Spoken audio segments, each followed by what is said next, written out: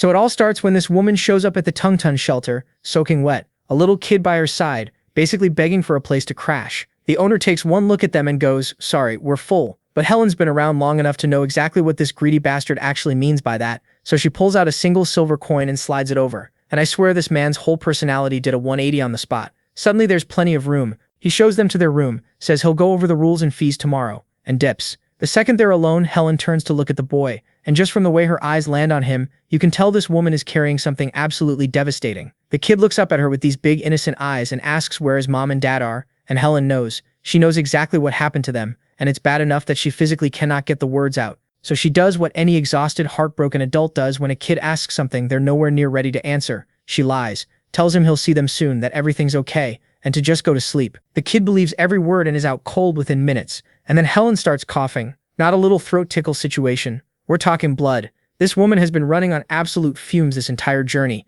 held together by sheer willpower, and now that the kid is safe and asleep, her body finally lets go. She looks at him one last time, whispers her goodbye, and that's it. Gone.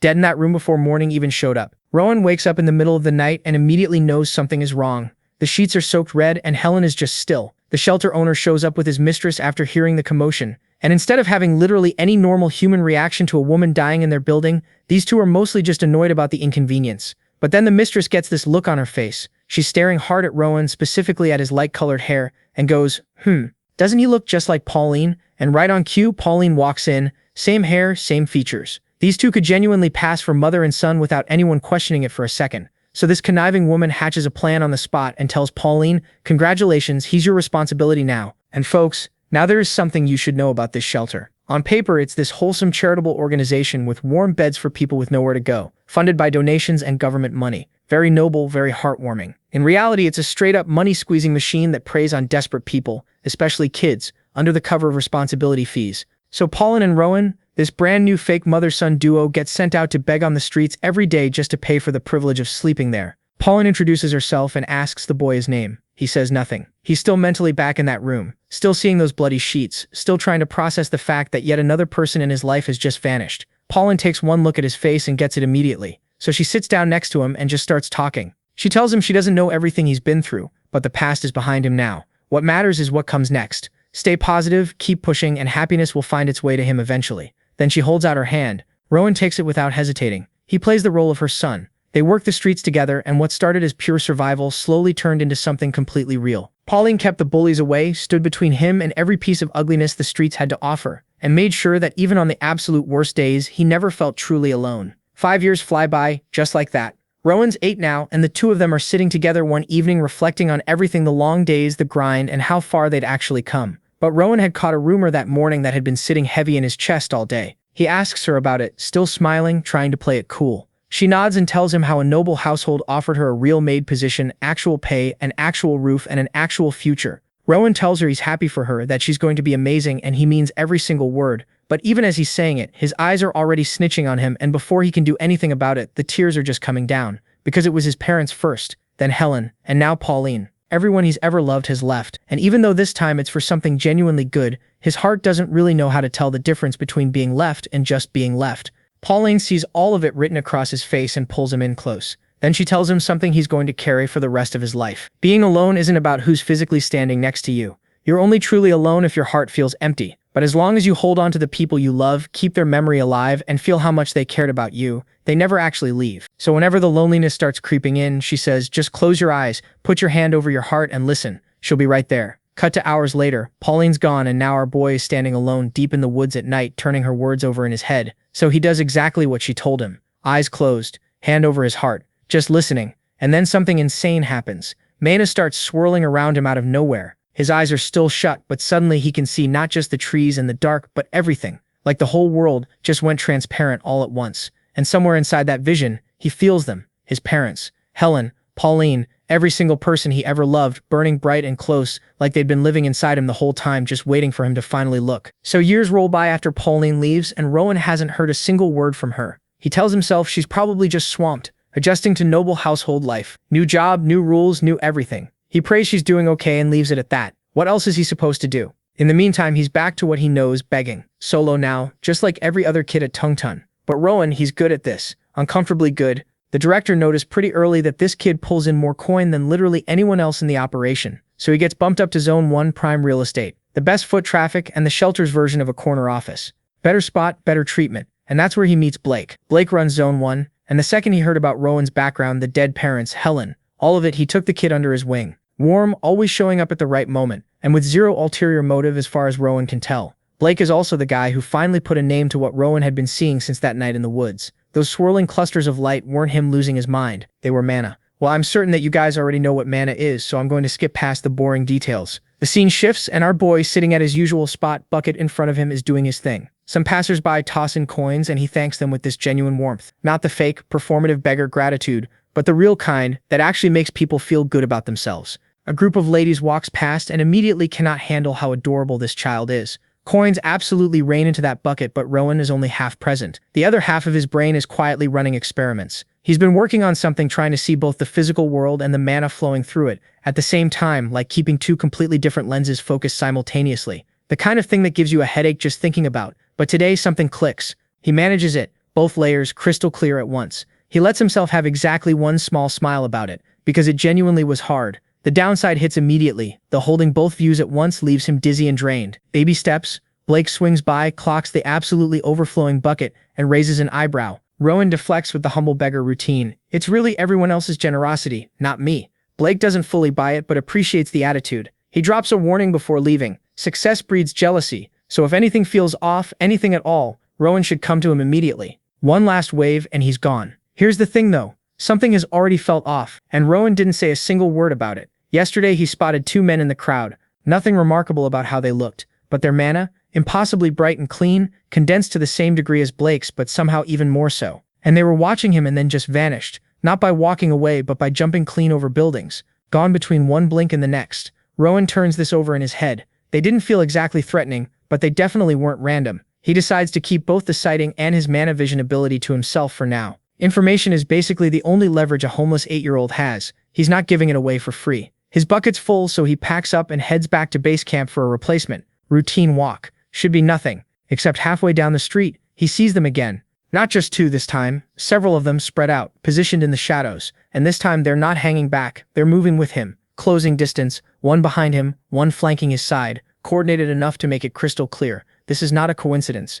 Rowan is 8 years old, completely alone, and being tailed by multiple highly capable mana users down a city street. His pulse kicks into overdrive, thoughts start fragmenting. All he has to do is make it to base camp. Just get there. The entrance is close. He just has to. And then he hears a familiar voice. Blake comes flying in. This man is moving at speeds that have no business being legal. Covering ground like physics is more of a loose suggestion to him. He scoops Rowan up without breaking stride, launches off the ground, and suddenly they're on a rooftop. Then the next one, then the next. The men below are keeping up because of course they are. So Blake cranks it up another gear and shouts at Rowan over the wind to hold on tight and critically not drop a single coin, because they need to eat tonight. Rowan doesn't respond. Blake glances down, expecting a completely terrified kid. Instead, Rowan has this totally vacant 1,000-yard stare going. Blake figures he's gone catatonic from fear, gets them back to the shelter, sets him down and talks him through it. You're safe, it's okay, go inside. Rowan walks inside. Blake watches, mildly confused, but Rowan wasn't frozen from fear at all. His brain had just detonated. The entire chase being thrown through the air, watching Blake move at full power had handed him something absolutely priceless. For the first time ever, he could see exactly how mana flows through a human body during movement. Not theoretically, visually. He watched it happen in real time, how condensed mana surges into the legs before a jump, how it floods the arms when strength is needed, and how many precise bursts it actually takes to clear a rooftop gap. He counted them, he cataloged every single one. So now, alone and safe inside, he decides to test whether he actually understood what he saw. He breathes in, draws the mana from the air, begins circulating it through his body, feeling where it flows naturally and where it pushes back. Then he starts to condense it, pulling it tight, getting it ready. And folks, this little boy wasn't supposed to try any of this yet, but this is how you know he's the real deal. So now that our boy got the basis down, it only makes sense that he's dying to try it out, but before he could do anything, all the other beggar kids started trickling back to the shelter, completely clueless about why they got called in. Then Rowan Sr. shows up and basically tells everyone to chill, nothing serious, just some zone leaders doing an inspection. Go wait in your rooms and stay quiet. But there's one exception, Rowan.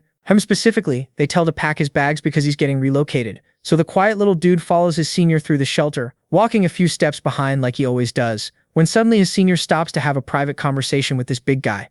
Rowan's too far away to hear anything, but then he gets this idea: what if he pushed his mana into his ears? So he tries it, and boom, it actually works. Crystal clear audio from across the room, like he just put in AirPods. Turns out they're talking about him. Apparently he's getting moved out of the dorms and into the main building. Even his own senior has no idea why, but his best guess is that the director just likes the kid. And honestly, can you blame him? Dude's apparently pretty good looking for a shelter boy. Plus, after everything that went down in Zone 1, with those sketchy guys tailing him, it makes sense to keep him somewhere safer. His senior thinks those men might have been from something called the Union. We don't know what that is yet, but the way they said it, it's clearly a big deal. Robert connects the dots immediately. Those were the guys following him earlier today. Then the big guy waves Rowan over, and they head deeper into the main building until they reach this woman named Amy standing at the front counter. The big guy basically goes, "This is your person now, say hi," and then dips. Cue the awkward silence. Amy breaks it by asking how old he is. Rowan says 10, then he also just casually drops that he can't read or write and never had the chance to learn. Amy's not even surprised, she just goes, "Yeah, figured you're from the dorms."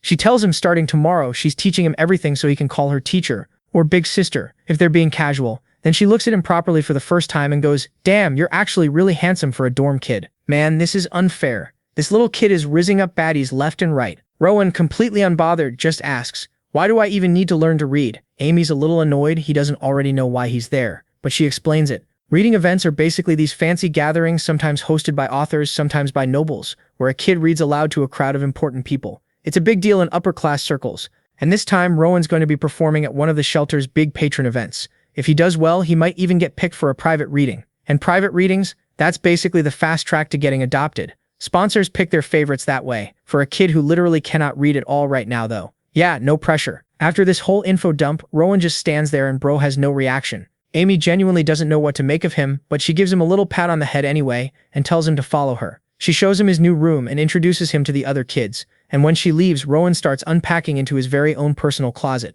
something he's never had in his life. Right then, one of the boys walks up looking at him like he just saw a unicorn, genuinely shocked that this dude came from the dorms, but fascinated too. He introduces himself as Theo and goes down the lineup. The blonde girl is Noah, the middle kid is Hayden, and the quiet girl off to the side is Lily. Theo gives him the welcome speech. No bullying here, no more begging on the streets. The kids in this room handle the library, organizing books, helping guests, and keeping things running. And now that Rowan's part of the crew, they're genuinely happy to have him. Later that night, Rowan's lying in bed and his brain just won't shut off. He keeps thinking about books, about how every single thing anyone could ever want to know is probably sitting somewhere in a book. He thinks about Pauline, who always said books were the best thing you could give a curious kid. Just thinking about her fills him with this quiet, deep gratitude. Cut to the library, Zone 1. Rowan's been grinding through his reading practice, and Amy tells him to bring over everything he read that day. He drops this massive stack of books on the table, and she starts writing down all the titles. Then she stops and looks up every single book on this list is a fairy tale. She tells him to move on to Zone 2, the adult section,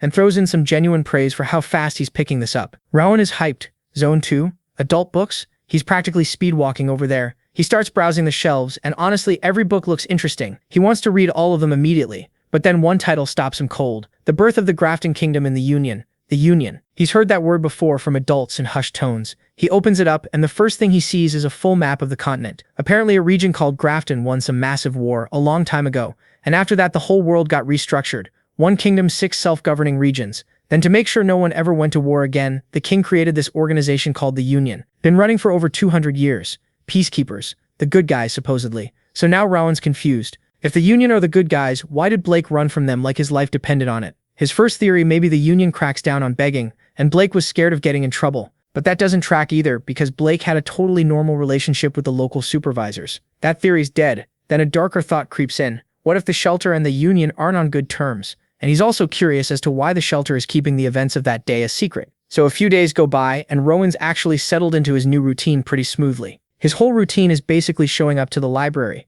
doing some light cleaning, and sneakily using mana to make all the physical work a little easier on himself. Now, here's the thing. Back when he was living on the streets, using mana required him to sit completely still like he was meditating for his life. But now, dude's casually circulating mana while walking around and reading at the same time. That's a massive glow-up. The only issue is his mana keeps scattering instead of actually gathering like it's supposed to, which is annoying, but Rowan's not the type to lose sleep over it. One step at a time. Then one day all the kids get rounded up in the main hallway. The vice director and Amy are up front, and without any small talk, the vice director starts reading off names for the next reading event. Theo, Lily, and Noah are all in. Cool. But when she hits Rowan's name, she actually pauses. Because let's be real, this kid just finished the fairy tale section, so putting him in front of important guests feels like a stretch. But then she actually looked at him and thought, okay, yeah, this boy is genuinely too pretty to leave in the back. His face alone would make the event look better. So instead of having him read, she told him he'd just be observing this time. Take in the atmosphere, learn the vibe. The kids who didn't make the cut at all were side-eyeing him hard,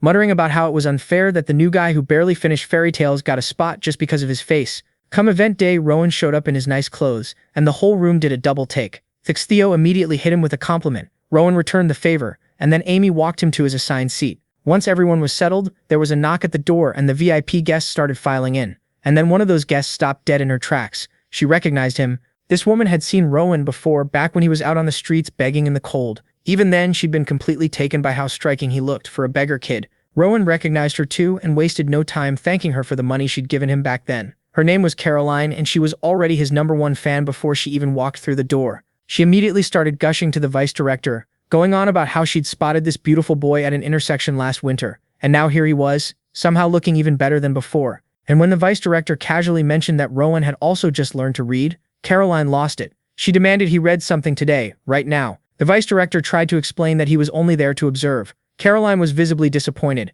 but seeing how hyped the guests were getting, the vice director caved and told Rowan to read the last chapter. What happened next, nobody was really prepared for. The second Rowan opened his mouth, the whole room went quiet. His voice had this rhythm to it, smooth, warm, almost hypnotic. The women in the audience were done for. Eyes getting watery, lips being bitten, hearts beating a little faster than normal. By the time he finished the passage, the room basically erupted with compliments. Every sweet word you could think of, these women were throwing at him. And Rowan? He stayed humble, redirected all the credit to the vice director and said none of it would have been possible without her, which made the women love him even more. Caroline immediately said she was coming back tomorrow to hear him read again. The vice director said yes without even blinking. Later that day, Rowan's back in the library doing his thing, browsing shelves, but this time specifically hunting for books about combining mana with physical movement. He's deep in the search when Blake creeps up behind him. Blake glances at the book in Rowan's hands and raises an eyebrow because the book Rowan grabbed is about life's pleasures. Rowan spins around and puts on this whole exaggerated startled reaction like Blake scared the life out of him. He didn't though. Rowan had sensed him coming from a mile away. Blake had stopped by to give him props for the reading event. Word had gotten around fast, and Blake was genuinely bummed he missed it. Rosen told him not to sweat it. He knows Blake's out here handling actual responsibilities. Then Rosen asks if there's any update on the union situation. Blake says, yeah, those guys are causing trouble again, but he's planning to deal with them alongside the administrators. Rosen immediately tells him he's got full confidence in him. Those union guys are going to get exactly what's coming to them. And honestly, that hit different coming from Rosen. The kid just had that effect on people. Blake felt it. Blake mentions he probably won't make it to tomorrow's reading either, which is a bummer. Rosen tells him not to stress. There'll be plenty more chances. Then Rosen says something that catches Blake a little off guard, that he's more worried about Blake's safety than anything else, and to be careful out there. Blake wishes him luck back. Then on his way out, points at the book still in Rosen's hands and tells him he should definitely read that one, after the reading sessions of course. Then he's gone. Rosen stands there alone in the quiet library just thinking. He's genuinely curious what a fight between two people who've actually mastered mana control would look like. But more than that, he wants to know where he stands right now. What's his actual level? Could he even begin to compare to someone like Blake? He starts running mana through his body, just to get a feel for it, and then accidentally rips the book clean in half. The mana surged straight into his grip and cranked his strength way up with zero warning. Rowan looks down at the two halves of the book in his hands and goes, well, that answers that question. So we cut to Rowan getting summoned to the vice director's office, and the guy walks in with zero clue what's about to happen. The vice director's sitting there, clearly struggling to figure out how to even start this conversation. And then it all comes out. Turns out, our boy has completely cooked every other reader into irrelevance. Every single noblewoman who's attended one of his sessions now refuses to listen to anyone else. Like, these women have been hounding the vice director so hard she's literally growing stressed gray hairs in real time. So now she's in the incredibly awkward position of having to sit across from a kid and basically beg him to carry her entire business on his back. Rowan doesn't even flinch, doesn't negotiate, doesn't ask for anything, just looks at her and goes, sure, I'll do it. But then comes the twist. The vice director walks out and makes the big special reader announcement, and everyone's already mentally filling in Rowan's name. She calls Theo instead. The whole room does a hard freeze. Theo himself starts stuttering because he genuinely cannot process that he got picked. The vice director congratulates him and sends him off. And even Theo, sweet, humble Theo, pulls Rowan aside before he leaves and goes, bro, your reading is on a completely different level. You're going somewhere incredible. Which is genuinely wholesome, but also kind of just confirms that everybody in the building knows exactly what's happening here. Rowan watches him walk off and feels this little pang in his chest. Not jealousy, more like he's going to miss the guy. But that feeling gets about 30 seconds of airtime before Rowan's right back in the reading room, absolutely demolishing these noble women with his voice again. And speaking of shifts, the vice director pulls him aside again to break the news that he's now on double duty. Morning and afternoon sessions. She clearly feels bad about it. You can see it on her face, but the demand has gotten completely out of hand. Now any other person would start negotiating or at least complaining a little. Robert, he sees it as an opportunity. Genuinely feels grateful that people want to hear him that badly. The only thing he asks for is short breaks between sessions because the emotional output drains him every single time. The vice director, who physically cannot say no to this kid, agrees immediately, just tells him not to wander past the backyard. Robert takes the win and heads outside. The second he gets some peace and quiet, he's straight back to mana experiments. He's running through everything he read in that book, starting with focusing mana on specific spots, muscles, joints, and bones, and then slowly letting it spread through his whole body like a current. And here's the key thing he's unlocked. Mana doesn't respond to passive thought. It needs a direct command behind it. Actual willpower, not just a polite suggestion. When he gets the execution right, his whole body lights up. When it fades, he still keeps hitting this wall with his concentration. And he's not sure yet whether the problem is his technique or something deeper with his body. But he's not rushing it. He'd rather build the foundation right than burn himself out the way he's watched everyone else do. That thought pulls him back to the memory of Blake literally having to carry him to the shelter because his legs gave out completely. He figures the Union guys probably got sick of chasing him at some point, which is at least one less problem on his plate. But something else has been quietly nagging at him. He's noticed that even people who are actually skilled with mana can drain themselves completely if they push too hard, which gets his brain going. What if there's a way to tap into stored mana, or better yet, pull from the ambient mana already floating around in the environment and use it like it's your own? And then it hits him. He's already kind of been doing this. When he channels mana into his voice and projects it outward, that's essentially the same mechanic. If he can figure out how to shape external mana the same way he shapes his own, the ceiling on what he can do is basically gone. He keeps poking at the theory out in the garden, and then lightbulb moment, a single leaf lifts off the ground and just hovers in the air, just floating there, suspended, doing absolutely nothing, and somehow being the most incredible thing Rowan's ever seen. Our boy just invented something. Cut to the next special reader announcement. This time, it's Lily. Everyone applauds. The vice director does her usual send-off, a standard routine. Except Lily isn't moving. She's standing there completely flustered, staring at Rowan, visibly trying to summon the courage to say literally anything. She starts stuttering, and it becomes very, very obvious this girl is about to confess. But before she can get a single coherent word out, the other kids in the room start talking over everything loudly about how baffled they are that Rowan got passed over again. Because at this point, they've all done the math. The man is a cash cow, the vice director knows it, and she's keeping him here on purpose. The whole room explodes in chatter, and Lily's entire moment just gets steamrolled into nothing. Rowan, noticing she said something, turns to her and asks her to repeat it. Lily, who has completely lost her window, just walks away crying. Meanwhile, Rowan has already mentally moved on, because his brain is doing what it always does and sprinting off somewhere else entirely. He's thinking about how every special reader ends up placed with a good family, which means leaving the shelter, new environments, new people, and new experiences. And more than anything, more exposure to the world, more chances to learn, more data on mana storage. The curiosity is genuinely eating at him now. The next day, at break time, he's back in the garden doing the leaf levitation again, and it's noticeably easier this time. Practice is working. Then completely out of nowhere, he picks up on a purple mana trail nearby and spots a man trying to slip onto the shelter grounds. Robert recognizes him. It's the big guy who first brought him to the main building way back when, and then the big guy just drops. His mana flickers out like a candle. Another man rushes over immediately, and the two of them start talking in urgent, hushed voices. Robert catches just enough to make out one word, Union. Before he can even begin to process what he just witnessed, someone quietly tells him to go back inside, act completely normal, and pretend he saw nothing. Robert walks back in, still half frozen, running through what just happened and coming up with absolutely no answers. Then things get stranger. The afternoon reading session gets canceled, and all the kids are told to go straight to their rooms. Everyone is confused, wondering what the hell is going on, before anyone could figure out anything. Amy came to find our boy and told him to pack his stuff because he's the special reader today. So we cut back to Rowan getting ready, and already something feels off. Amy's entire energy has done a complete 180. That warm, familiar vibe she usually has with him evaporated. She's cold, flat, and serious, and it's putting him on edge in a way he can't quite shake. He's also still turning over those two guys from earlier in his head, and the whole Union mention, and his gut is screaming that all of it is connected to why the afternoon session got canceled without so much as an explanation. He heads out and finds Amy already waiting, dressed up, ready to go, and with zero small talk. She glances at his outfit, and there's this tiny flicker across her face, like she almost said something, but then she just tells him to follow her and starts walking. Rowan asks if he's being taken to Caroline, which honestly would have been a best-case scenario. Amy doesn't answer, she just walks. Somehow that's worse than a no. They don't go anywhere, he recognizes. Instead, they head towards something called the Annex, a completely separate relief shelter, and the moment Rowan lays eyes on it, his whole body goes stiff.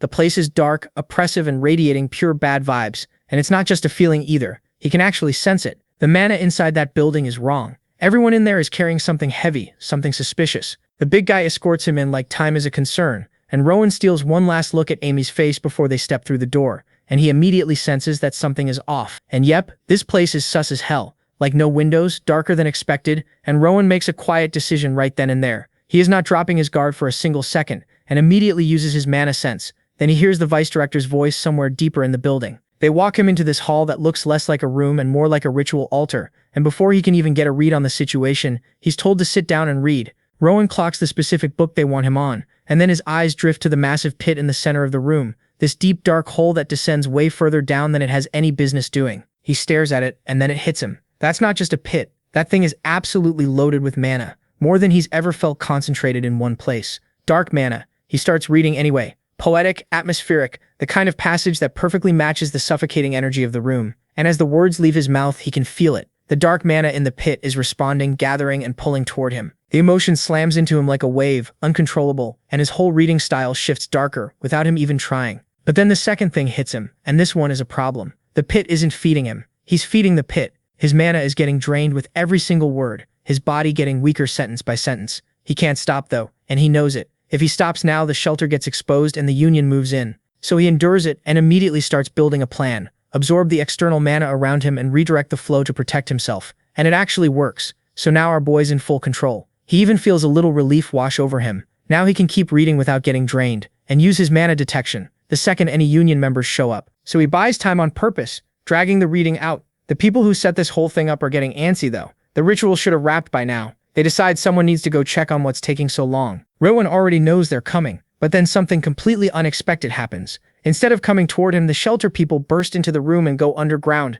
straight into the pit. Rowan watches them disappear below and thinks, what the hell is actually being fed down there? The scene cuts to the housemaster getting slapped clean across the face. The vice director grabs him. The guy running the ritual is furious, convinced they tried to bail on the whole operation. Meanwhile, our boy drops down the pit, and his entire world cracks open right there. Real people were sacrificed for this ritual. He's still trying to process that horror, when he spots a familiar face among them. Pauline, and then the angry guy from before clocks Rowan standing there. At the same time, Blake comes storming in demanding answers. Why are the director and vice director dead? This bastard replies that he killed them because they tried to run. That's when they found a strange fruit on the tree. Rama was brought here to create one more fruit, but the process failed and nobody knows why. Blake looks frustrated, processing all of it, and then pulls his sword out of Pauline's body. Meanwhile, our boy was standing there completely still, like a statue, because now he remembers. He'd asked Blake once why he never carried a sword. Blake told him his weapon was being used somewhere else, and it is now that this bastard realized what went down and bro lost it, like he went full-on mob psycho, 100% absolute rage.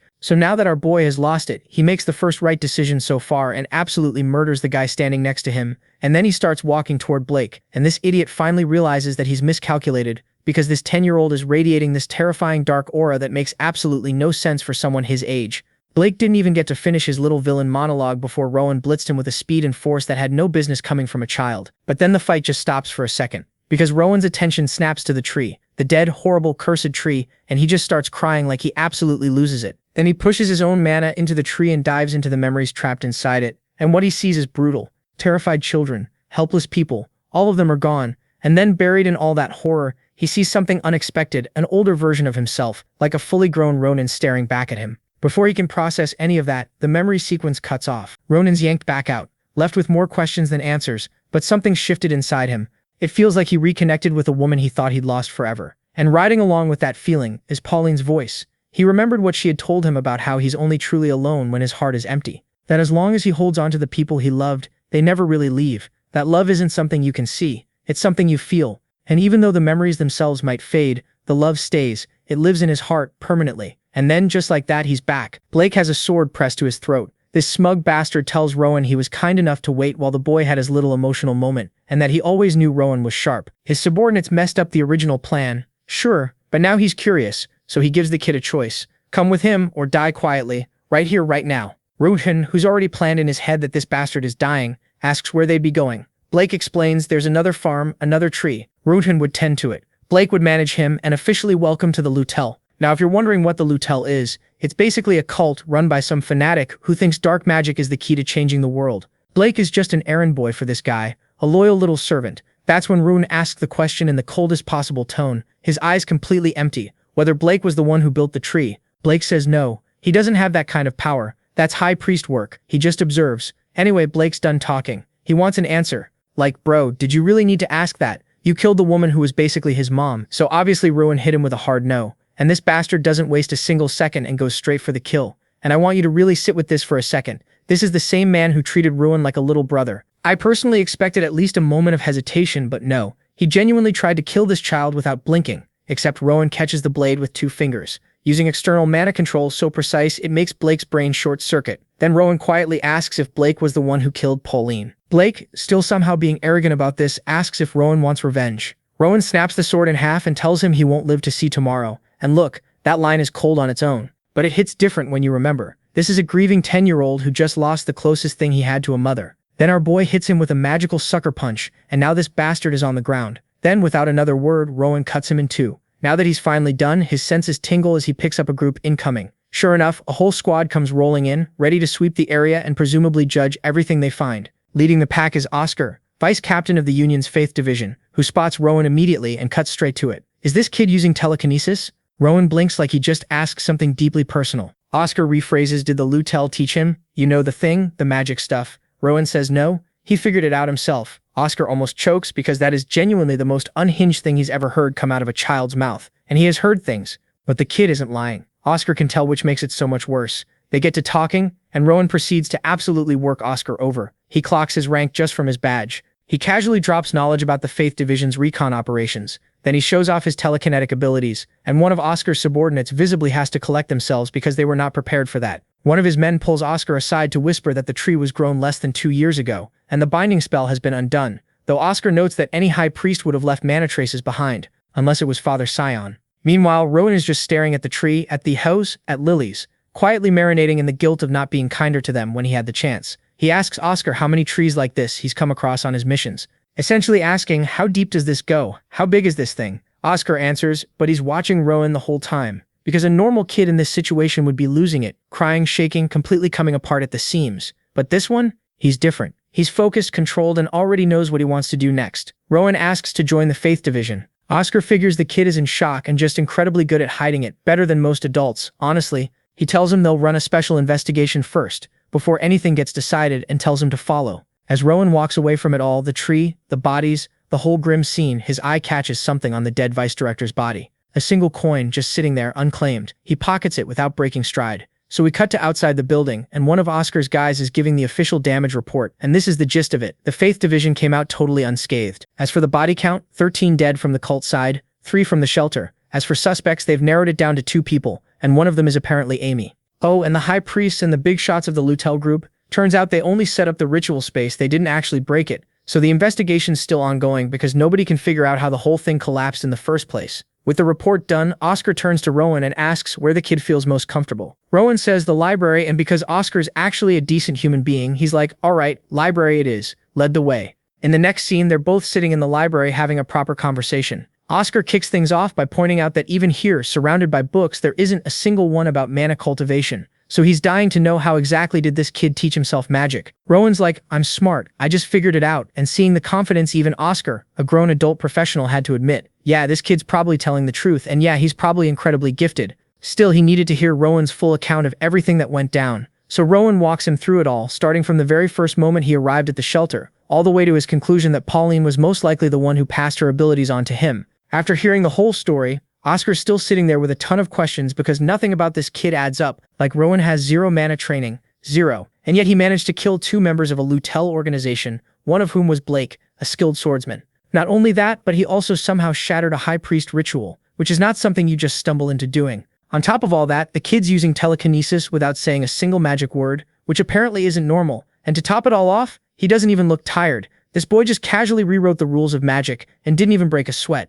Rowan, meanwhile, is curious about the tree and wants to know what it actually was. Oscar gives him the full breakdown in simple terms. It's a ritual device created by the Lutels specifically to harvest human life. The whole point is to produce a fruit made from condensed life energy, basically solidified mana in physical form, which makes it insanely valuable on the black market. The fruit gets consumed, and whoever eats it gets a straight-up boost to their mana capacity. As for why reading was involved in the ritual, specific conditions have to be met to stabilize the tree and improve the fruit's quality. Reading aloud apparently does exactly that. Robert immediately connects the dots. He remembers how the tree seemed engaged with his story, almost like it was listening. That's why it stabilized the reading was working. And then he takes it a step further and realizes before these things were trees, they were actual human beings. Oscar's genuinely impressed. That's exactly what he'd concluded too, and this 10-year-old just got there on his own. Then Rowan asks what telekinesis actually means, because he keeps hearing the word. Oscar explains it's a type of magic that lets you move objects using mana. Rowan demonstrates it right there, and it finally clicks for him. He's been using magic this whole time without even knowing it. Dude had no idea. Oscar notes that while it's still at a beginner level, the fact that a kid his age is pulling this off at all is remarkable. Now Oscar remembers something. Rowan mentioned wanting to join the Faith Division, and after everything the boy just went through being betrayed by the people who were supposed to protect him, Oscar genuinely wants to understand why. The Faith Division and the Union are the same organization, just different names, so it's not a small commitment. Robert's honest about it. He doesn't fully trust the Faith Division yet, but his gut tells him Oscar's a good person. He can feel it in his mana. Oscar's a little thrown off hearing a 10-year-old describe him as pure, and he tells the kid that trusting people based on vibes alone could seriously get him killed someday. Robert pushes back, saying he's good at reading people, but Oscar shuts it down gently. It's not that simple. Getting a child involved in their operations isn't something he can just greenlight. Robert starts to wonder if he's too weak, too inexperienced. But Oscar stops him and tells him to listen carefully in life. Raw talent isn't everything. His tone goes serious, and Robert's mood drops immediately. Sulking mode activated. Oscar clarifies nothing is wrong with Rowan. The problem is making exceptions for outsiders is complicated, and the kid is very young. Robert, not missing a beat, asks the obvious question. Is age really more important than actual ability? That lands. Oscar pauses, because the honest answer is, Robert did just take down 2 grown men. The talent is real, but the Union, frustratingly, measures experience by age, not skill. Oscar admits it. Rana asks if that means he's too immature for them. And that's when Oscar decides to give the kid a real shot. He reframes the whole conversation as a practice interview and starts asking real questions. First one, why did Ron kill Edgar? Edgar wasn't an immediate threat at the time. Ron answers without hesitation. Edgar had already killed the shelter owner and his wife. The pattern was obvious. Hesitating would have just meant Ron was next. Oscar acknowledges that point but pushes further. The boy still killed 2 people. Emotions could have clouded his judgment. Ron agrees that yeah, his emotions were part of it, and he's not ashamed of that. But he also argues that emotions don't always screw with your thinking. Sometimes they make things clearer. In his judgment, the men in front of him had taken multiple innocent lives. There was nothing to redeem, no reason to spare them. And if he had the power to deliver justice in that moment, that's exactly what he did. Oscar asks the big one, did Ron have the right to kill them? Ron says it was the fairest outcome given everything. He had the power and he used it, but he's not hiding from it either. He knows he killed someone. He's not making excuses, just owning it. Oscar pushes one more time. Was it really necessary? And Rowan, without thinking for a second, said, yep, it was absolutely necessary. There are people whose entire job is carrying out executions. Then he looks Oscar dead in the eyes and says, that's what the Union does too. And for a second, Oscar just stares at him, because the kid's right. He takes a moment to explain what the Union truly stands for. Yes, they carry out justice, but at their core, their goal is a world full of happiness and laughter, a world that's safe, peaceful, and stable for every generation that comes after. It's an impossible ideal. They know they'll never fully reach it, but it's the goal they chase regardless. That's the Union's real purpose. And the fact that Rowan at 10 years old somehow already gets that? Oscar's impressed. Genuinely. He tells Rowan about an organization called the Grave, a powerful, shadowy group threatening the entire kingdom. The cult they just dealt with is just one branch of it. The Union's first division has been working to dismantle the Grave, piece by piece, and Oscar believes that with Rowan's help, they might actually be able to finish the job. Rowan's confused about where he fits in. So Oscar lays it out plainly. Rowan comes to the Union, proves himself, and earns his spot. Simple as that. Until then, Oscar just wants the kid to live up to his own potential. Meeting over at outside, Oscar addresses his team. He announces that the Tungtun Shelter's involvement in aiding the Grave has been confirmed and dealt with. The Union succeeded. The darkness in this area has been eliminated. The shelter will return to normal operations. Then he gives the signal, and the division starts to move out. Before he goes, Oscar calls over this 10-on-10 elf baddie Sienna. She walks in, and our boy is immediately surprised because she's radiating waves of blue mana like she's practically glowing. Oscar fills her in and tells her to get Rowan to the Union safely. Man, what mad luck this guy has makes grown men want to sell their soul, their grandmother, and their neighbor's cat just to swap places with a 10-year-old. Sienna introduces herself. Pillar of faith, 2-week journey, pack anything important, all business, tone sharp and practiced. Rowan has nothing to pack. She raises an eyebrow, gives him one last chance, then opens it up for questions like she's daring him to waste her time. Raud immediately asks about her race. Dark elf? Then because he has absolutely no filter, he blurts out that he expected dark elves to have a much darker aura because hers is bright. Radiant even. Sienna looks at him the way you look at something you can't quite categorize. She tells him it's probably his bloodline affecting his perception, and leaves it firmly at that. Oscar says his goodbyes, and in true Rauden fashion, the kid turns to the rest of the team and sincerely tells them to stay safe. The whole team goes quiet like it's not the sort of things these guys are used to. The scene shifts and Rowan and Sienna are setting up camp in the middle of nowhere. Then Sienna pulls out this little handcrafted sheath she's been working on in the background and hands it over to our boy. Rowan gets so emotional he immediately goes into full respectful mode, addressing her like she's actual royalty or something. Sienna's like, yeah, no, cut that out. But calling her big sister felt weird too, so after thinking for a second, Rowan just settles on Sienna since they're going to be working together anyway. It's such an awkward, wholesome solution that Sienna has to literally turn around to hide how much it got to her. A dark elf assassin getting flustered by a kid? Then Rowan starts messing around with his telekinesis, making his broken blade spin in the air, and Sienna's just watching like, what the hell even is this power? Rowan mentions the vice captain called it telekinetic magic, and Sienna's like, yeah, sure, the closest thing we've got, but honestly that word doesn't really do it justice. Rowan's confused, so she breaks it down. His magic is legitimately one of a kind. Most mages need to chant spells, draw magic circles, and do the whole song and dance just to touch mana. This kid, he just does it. No instructions, no training wheels, nothing. She tells him that kind of raw mana control is something only the ancient elves had, the OG elves from before the race split into dark elves, high elves, and all that. Then she looks him dead in the eyes and tells him just from his eye color alone she knows his parents were absolutely not normal people. That one hits different. Rowan goes quiet, thinking about them. The next day they show up to the Union, and bro, this place is not what Rowan expected. It's basically an entire city. Sienna's giving him the grand tour, explaining there's a residential district and a commercial district, but the real flex isn't the buildings, it's the people. Every single race on the continent comes here. The strongest warriors and mages in the world have literally set up shop here specifically to protect regular people from psychos like the Grave. That's why they call it the sword and book of the continent. It's got the muscle and the brains. Rowan's absorbing all of this like a sponge, eyes wide, mentally filing everything away. Then they get intercepted. This dude named Lazarus, director of the Union's management department, shows up and immediately locks onto Raman, and immediately he pulls him aside for a private chat, and they end up in this room that is aggressively bright, almost suspiciously so. Raman mentally flags that immediately because this kid notices everything. Now Raman already knows this place is where all the heavy hitters gather, but what really tips him off about Lazarus is his aura. It's not flashy or intimidating, it's perfectly controlled. Not a single drop wasted, and somehow that's way more impressive than any big showy display. Raman starts quietly calculating just how strong this guy actually is.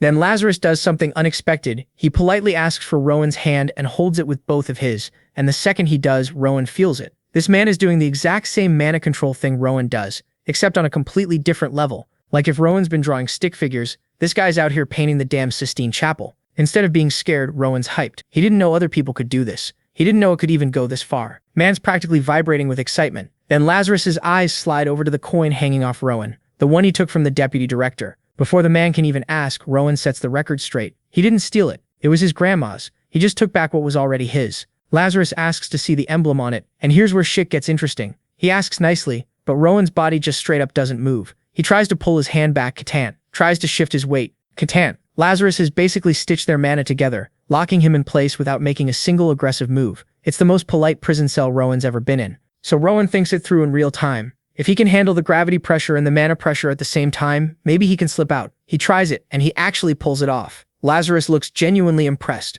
but Rowan's already annoyed with himself because all he really did was copy the director's own technique back at him. Nothing original, except Lazarus noticed that too, and he's even more impressed because of it.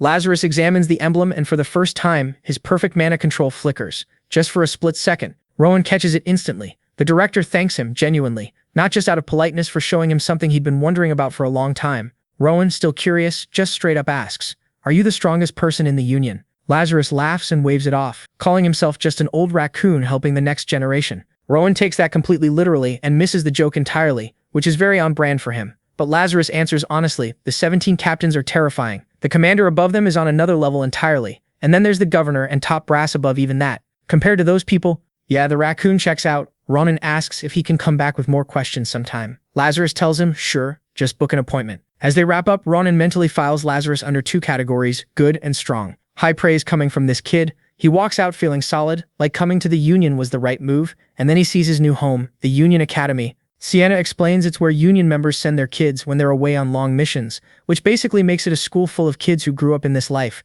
It's not specialized. It covers swordsmanship, magic, martial arts, all of it. Building students up from the ground up. The idea is 5 years here could turn Ronan to something genuinely terrifying. The second she mentions school, something in Ronan just lights up. Cut to the next day, and our boy's looking fresh in his new uniform, dripped out and ready to learn. He asks the woman if she's a teacher, and she's like, oh shit, I forgot to introduce myself properly. It turns out she's Daphne, the head of academic affairs and a language teacher. Basically, she's kind of a big deal. She hands him the first-year class schedule with a list of elective subjects he can pick from. And bro, the options are stacked: mana manipulation, swordsmanship, astronomy, all kinds of cool shit. Our boy looks at this menu of knowledge, and his eyes light up. So what does he do? He checks every single box. When Daphne gets the paper back, her jaw hits the floor. She's like, "Kid, are you insane? This workload would break most students. If you fail even one of these classes, you're cooked." But our boy's sitting there like, what's the problem? Because he genuinely doesn't understand why anyone would find studying difficult. Daphne's looking at him like he's an alien. Because what kind of child wants to study everything? Most kids would rather eat dirt than do homework. But this little psychopath is built different. She's trying to warn him about the insane amount of homework he'll have, but he's not budging. Finally, she just gives up and accepts his list, probably thinking, you know what? Let him learn the hard way. She tells him to follow her to his first class. In the next scene, our boy walks into the classroom behind Daphne, and his eyes are darting everywhere, taking it all in. He immediately notices something important. Every kid in this room has way denser mana than he does. This confirms what he already suspected. His body is the problem, not his ability. Anyway, Daphne introduces him as the late transfer student and gives him the floor. Rowan steps up to introduce himself, and he's getting flashbacks to those reading sessions at the shelter, so this feels familiar. He gives this polite, wholesome introduction about hoping to get along with everyone. And bro, his voice, this kid's voice is so smooth and sincere that it literally touches the teacher's heart. Look at this little bastard already rizzing up the teacher. Once our boy takes his seat, the class begins. Daphne tells everyone to turn to page 24 and asks Rowan to read, since she knows he learned how back at the shelter. He opens the book and immediately recognizes it. It's the same damn book Amy used to test him with. His mind flashes back to the shelter where he was reading beautifully with this elegant-ass tone that had everyone mesmerized, but now he's feeling some type of way because Amy, the girl who taught him, turned out to be part of the Lutul group that betrayed him. Still, our boy's mature for his age. He's thinking maybe he should give her a chance to explain herself because he doesn't actually know her side of the story yet. In his head, he's like, people are way more complicated than textbooks, which is some deep shit for a kid to be thinking. By the time he finishes reading the passage, the entire class erupts in applause. Even the teacher is gushing about how talented he is, praising the school for snagging such a gifted student. After class, some kids come up to him like, yo, you're insane. Daphne never gets impressed by students, but you had her shook. Our boy's collecting fans left and right, but then this short-haired girl with green eyes approaches him. The moment he sees her, something clicks. He recognizes her from that vision he had earlier. She introduces herself as Sophie Pulbel, the class president and student representative. They shake hands and she asks what elective he picked. He mentions swordsmanship, and she notices he only has a tiny dagger on him. So she's like, oh, are you trying to join the Union? Rowan's confused because he literally just wanted to study everything. He wasn't thinking about the Union at all. But now he's curious, so he asks if you need swordsmanship to join. Sophie gives him this weird look like, bro, are you serious right now? Which makes him wonder if he just said something dumb. In the next scene, all the students show up at the training grounds where the instructor is waiting. Suddenly, everyone just bolts toward the instructor, and our boy's standing there like, what the hell? They yell back at him. We're going ahead. But that's not even the wild part. The wild part is that they're all using mana to boost their speed. Rowan's eyes light up because now he gets it. Oh, we're doing this? But he activates his own mana and zooms past every single student despite starting way behind them. Even Sophie is watching this shit unfold like this kid is not normal. She can tell his speed is unnatural because he's making it look too easy. Meanwhile, our boy doesn't care about the race or winning it. He's having the time of his life, laughing and challenging everyone to catch him. All this commotion caught the instructor's eyes. He turns around and sees this tiny kid is flying across the training ground, and he's thinking, I need to keep an eye on this one. A few moments later, the race ends. Everyone's gasping for air, cursing whoever thought this was a good idea. Meanwhile, our boy's chilling. They all gather for assembly, and Rowan's just happy he found people who can use mana like him. Meanwhile, Sophie's having an existential crisis, thinking, is this kid even human? The way he accelerated, the way he lapped everyone, and the fact that he's not even tired? She's convinced he might be a demon. Rowan notices her staring and cheerfully asks, did you enjoy the race? Sophie's internally screaming, like, this little demon just dunked on all of us and has the audacity to ask if we had fun. After everyone catches their breath, the instructor finally introduces himself as Diego Sanchez, a swordsmanship master and their teacher for this class. Our boy's hyped as hell to learn from this guy. Diego tells everyone to grab a wooden sword, and you can see the pain on these kids' faces because they're still exhausted from that death race earlier. But here's the thing, Rowan's just standing there frozen. Diego's like, kid, move your ass. But our boy's hesitating, looking at that wooden sword like it's about to bite him. He's having PTSD flashbacks of Blake, and Diego immediately picks up on it. The instructor can see the fear in his eyes, so he drops some wisdom on him. Look, a sword can be dangerous, sure, but at the end of the day, it's just a tool. The sword doesn't have intentions. It reveals the character of the person holding it. That's why you need to face this fear, and damn, that actually hit different for our boy. He has this realization moment, like, wait, if Blake had beaten my ass with a staff instead, would I be scared of staffs right now? He figures out that swords aren't the problem, the person wielding them is, so he walks up and grabs the blade, thinking to himself that he doesn't need to become some legendary swordmaster, but he also shouldn't be running away from this shit.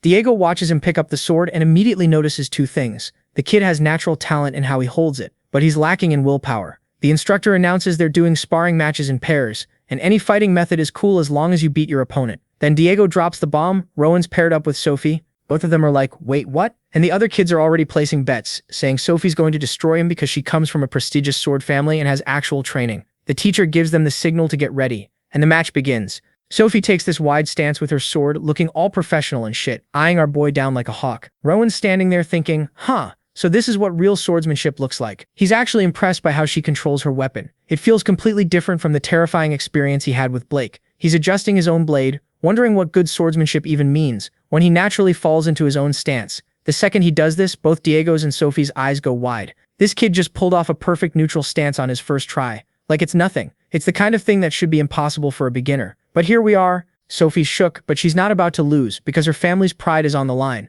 She charges in with her first attack, fully committed. Rowan dodges, Sophie swings again. He dodges, she aims for his chest. He's already moving out of the way. She tries a different angle. Nope. He saw that coming too. She's getting increasingly frustrated because this boy is reading her like an open book, dodging and blocking every single move she makes. It's like he can see the future or some shit. Eventually, Sophie's being pushed backward, completely on the defensive, and she's mentally breaking down because her cautious opponent has predicted her every move. Finally, she admits defeat and asks for a rematch. Our boy smiles and agrees. After everything's done, they end up talking for a while, and Sophie's genuinely impressed by his natural talent. Turns out they fought 4 times total, and they split it 2-2. Sophie's actually excited now, thinking she finally found someone worth sparring with regularly. The other students are hyped because the next class is magic, which means they can finally sit down and rest. But Rowan's confused, asking, isn't this supposed to be one of the most important classes for joining the union? Everyone just stares at him like he grew a second head. One kid's like, bro, our teacher is so far above our level that it's basically impossible to learn anything from him. Rowan's like, I mean, learning magic is hard, but how bad can the teacher be?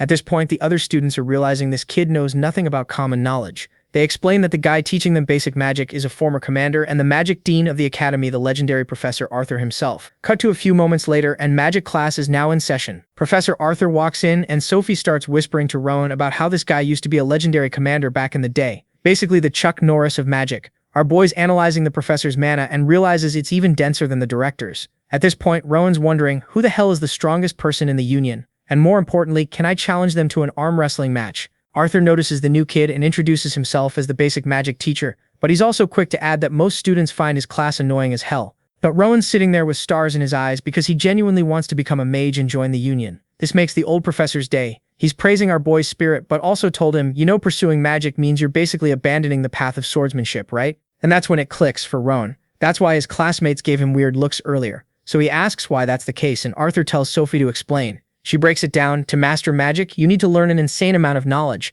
and that shit takes a massive toll on your body and mind. Even if you're gifted, you won't be recognized as a real mage without at least 10 years of training. Arthur confirms this and adds that it's already hard enough to become a union member after graduation. But here's the kicker. Being a first-class mage isn't even good enough to become an active member. You need to reach at least second class. After hearing all this, our boy's a little disappointed, but then he goes, all right, bet I'll reach third class before I graduate. Everyone's jaws drop because this kid clearly has no idea what the fuck third-class magic even means yet. Arthur's trying not to laugh as he writes on the board explaining that swordsmanship is the union's main focus, while magic is for pursuing knowledge and wisdom. Then he draws this super complex formula for creating a basic fire arrow spell. But something's off about it, and our boy notices immediately, because he's seen this exact formula before back at the ritual pit. Arthur's impressed, explaining that most students wouldn't catch the error because it looks so complicated. He mentions that while a fire arrow is considered basic, the more advanced spells are exponentially harder. Then he demonstrates the spell, creating this beautiful fire arrow in front of everyone. But Rowan notices something strange. The arrow looks unstable, like it's about to fizzle out any second. Kind of like my motivation on a Sunday evening. Arthur explains that magic formulas need to be perfect. Even one tiny mistake after using all that mana can destroy the entire spell. Then he carefully adds one final component to the formula, and boom, the arrow suddenly becomes way larger and more powerful. Everyone's mesmerized by the display, probably thinking, damn, that's hot, because it literally is, it's fire. Arthur drops more knowledge. Mages have to memorize these formulas and make sure they're flawless every time. Adjusting a spell requires insane patience and skill. Like turning a fire arrow into a fireball uses more mana and puts extra strain on your mind and body. On top of that, magic has way more limitations compared to swordsmanship. Sophie chimes in, explaining that channeling mana directly into a weapon is usually easier and more efficient than casting complex spells. The instructor adds that using mana is extremely draining, so a mage's power depends entirely on their personal mana reserves. Rowan's connecting the dots now. He understands that a mage's abilities are limited by the size of their mana pool, and if that's true, then his naturally low mana is going to be a massive problem. Still, he's thinking maybe if he studies the principles hard enough, he can find some kind of workaround,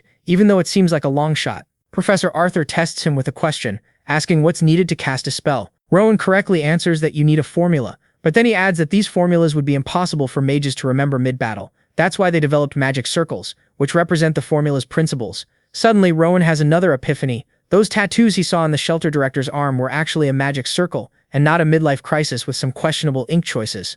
Arthur confirms that some mages engrave these circles on their bodies to cast spells faster. The magic circle is basically a symbol if the formula is the equation. The magic circle is its symbolic representation. Then Rowan hits them with another question. Is chanting just the verbal conversion of the formula? Arthur's startled because holy shit, this kid just figured that out on his first day. Meanwhile, some students have been here for 3 years and still can't figure out which end of the wand to point at things. Rowan explains his reasoning. The formula on the board is like a blueprint for creating a fireball. If the magic circle is a symbol, then chanting must be the linguistic conversion of the same spell. The professor's smiling with pride now, because this is a concept that many mages spend years studying. Arthur confirms that chanting is about saying the right words and infusing mana into each one to create an incantation. To demonstrate, he casts a powerful fireball using only his voice. He also mentions that speed, tone, and emotional state all affect the spell, making it similar to recitation. And our boy's absolutely fascinated. No recitation in his entire life has ever captivated him like this one. The professor's worried he might have scared Rowan off with all this complexity, so he asks if he still wants to pursue his ambitious goal.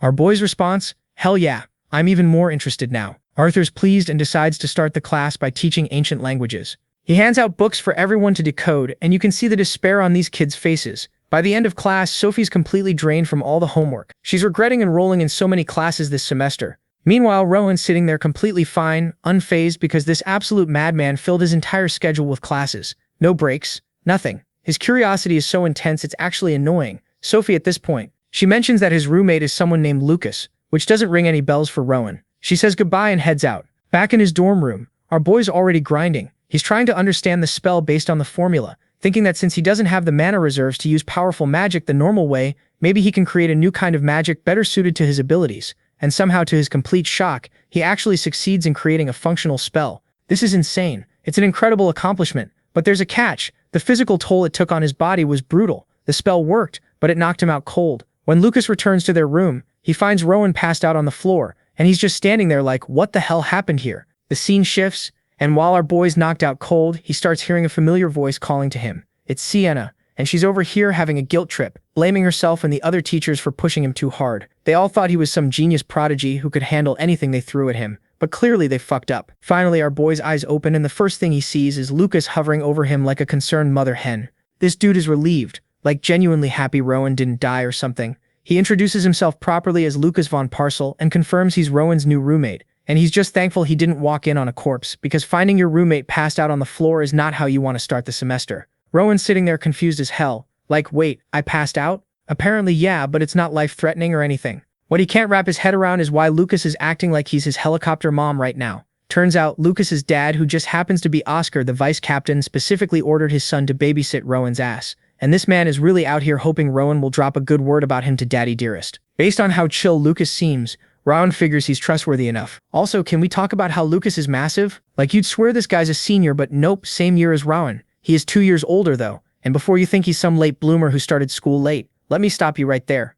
My man has failed attendance requirements twice. This absolute legend is a professional at not showing up to class. He's also allergic to studying, but we'll get to that later. Lucas asks if Rowan knocked himself out practicing magic, which is a fair assumption since their room looks like a bomb went off. Rowan confirms he was trying to cast a fireball, but everything after that is blank. Lucas, who's more of a sword guy himself, admits he's kind of disappointed Rowan isn't leaning into his obvious sword talent, since he's basically following in his dad's footsteps anyway. Rowan's looking at Lucas and noticing some things even though the dude's 2 years older. His mana is way denser than other students, and his physical build, absolutely jacked. Our boy's genuinely impressed by the work Lucas has put in, and feeling a bit insecure that he's falling behind. Despite just waking up from passing out, Rowan's ready to drag himself to class like the stubborn idiot he is, but Lucas somehow talks him into skipping, getting some fresh air and grabbing food instead. Rowan agrees but can't help roasting him. This is exactly why you failed twice. You'll skip class for literally any reason. Cut to them finding a spot to eat, and Lucas is insisting Rowan needs to stuff his face to recover. But then Rowan senses this faint mana trace nearby.